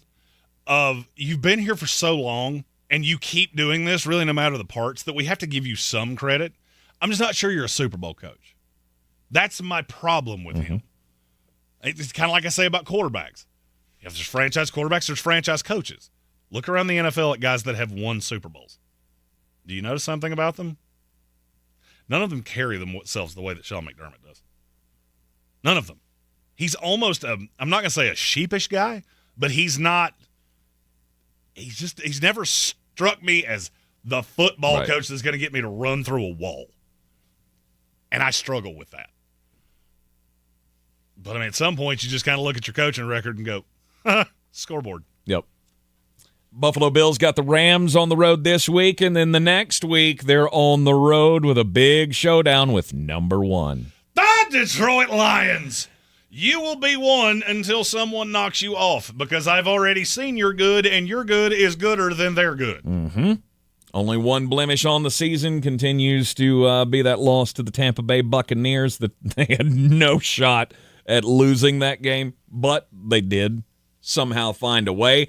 It's going to be, it's going to be an interesting couple of weeks. We got the Packers on Thursday Night Football this week, and then the Bills the following Sunday. Look, boys and girls, it is so close that we can taste it. The thing that we never knew that we needed, which is a Detroit Lions Buffalo Bills Super Bowl where none of us lose except all of our livers. Mm-hmm. And that's a thing. That is a thing. That is a thing. What else is a thing is the Sportsocracy will be on the road tomorrow, live from the Ingalls in Candler on the corner of Smoky Park Highway and Sand Hill Road. We'll be at the Ingalls from 12 to 3 tomorrow doing the show live. Come on by and support the Ingalls Magical Christmas Toy Drive benefiting Evelyn Charities St. Nicholas Project. Absolutely. Come bring us toys. Come say, hey, we might, you never know, we might just throw you at the table with us and throw you on YouTube too. I will be announcing something that we are planning for the new year with small business tomorrow as well. Indeed. Tune in at noon right here on ESPN Asheville. In a continued effort to support and uplift Western North Carolina, AB Tech is hosting the Stronger Together Community Resource Fair to help our area recover from Hurricane Helene. More than a dozen organizations will be on hand to assist with applications for disaster relief, donations, employment opportunities, education goals, and more. Wednesday, December 4th from 10 a.m. to 1 p.m. at the Ferguson Auditorium Building on AB Tech's main campus. Learn more at abtech.edu or call 828-398-7900. Jeff Dunham, Artificial Intelligence, his all-new tour. Just don't have. You're the other white meat. RJ, how can you be so smart on one hand and so stupid on the other? Well, you're half of it. I realized I could have avoided all this years ago with one simple word. I do not. Silence! Don't miss him, Asheville. February 5th, Harris Cherokee Center. Tickets on sale now only at jeffdunham.com. The PayPal app has amazingly low prices for holiday shopping. Get cashback offers in the app, and when you use the PayPal debit card, PayPal stacks 5% more in the monthly category of your choosing on up to $1,000 in purchases. Don't just pay, PayPal. Prescription products require completion of an online consultation with an independent healthcare provider and are only available if prescribed. Subscription required. Additional restrictions apply. See website for more details and safety information. Is Cialis Daily really better than Viagra? If you like spontaneity, the answer is yes. So when the mood strikes, you're ready to go. I felt like a young man again. My wife is definitely much happier. When you take it, you're ready to go. Does Cialis Daily last longer than Viagra? Guys are raving that their results last even longer. My partner thinks that I am a rock star. Because it is effective, I say I'm on a second honeymoon. It's literally life-changing. Are 30-day sample packs available? You can now access a 30-day sample pack at TryRexMD.com with generics if appropriate.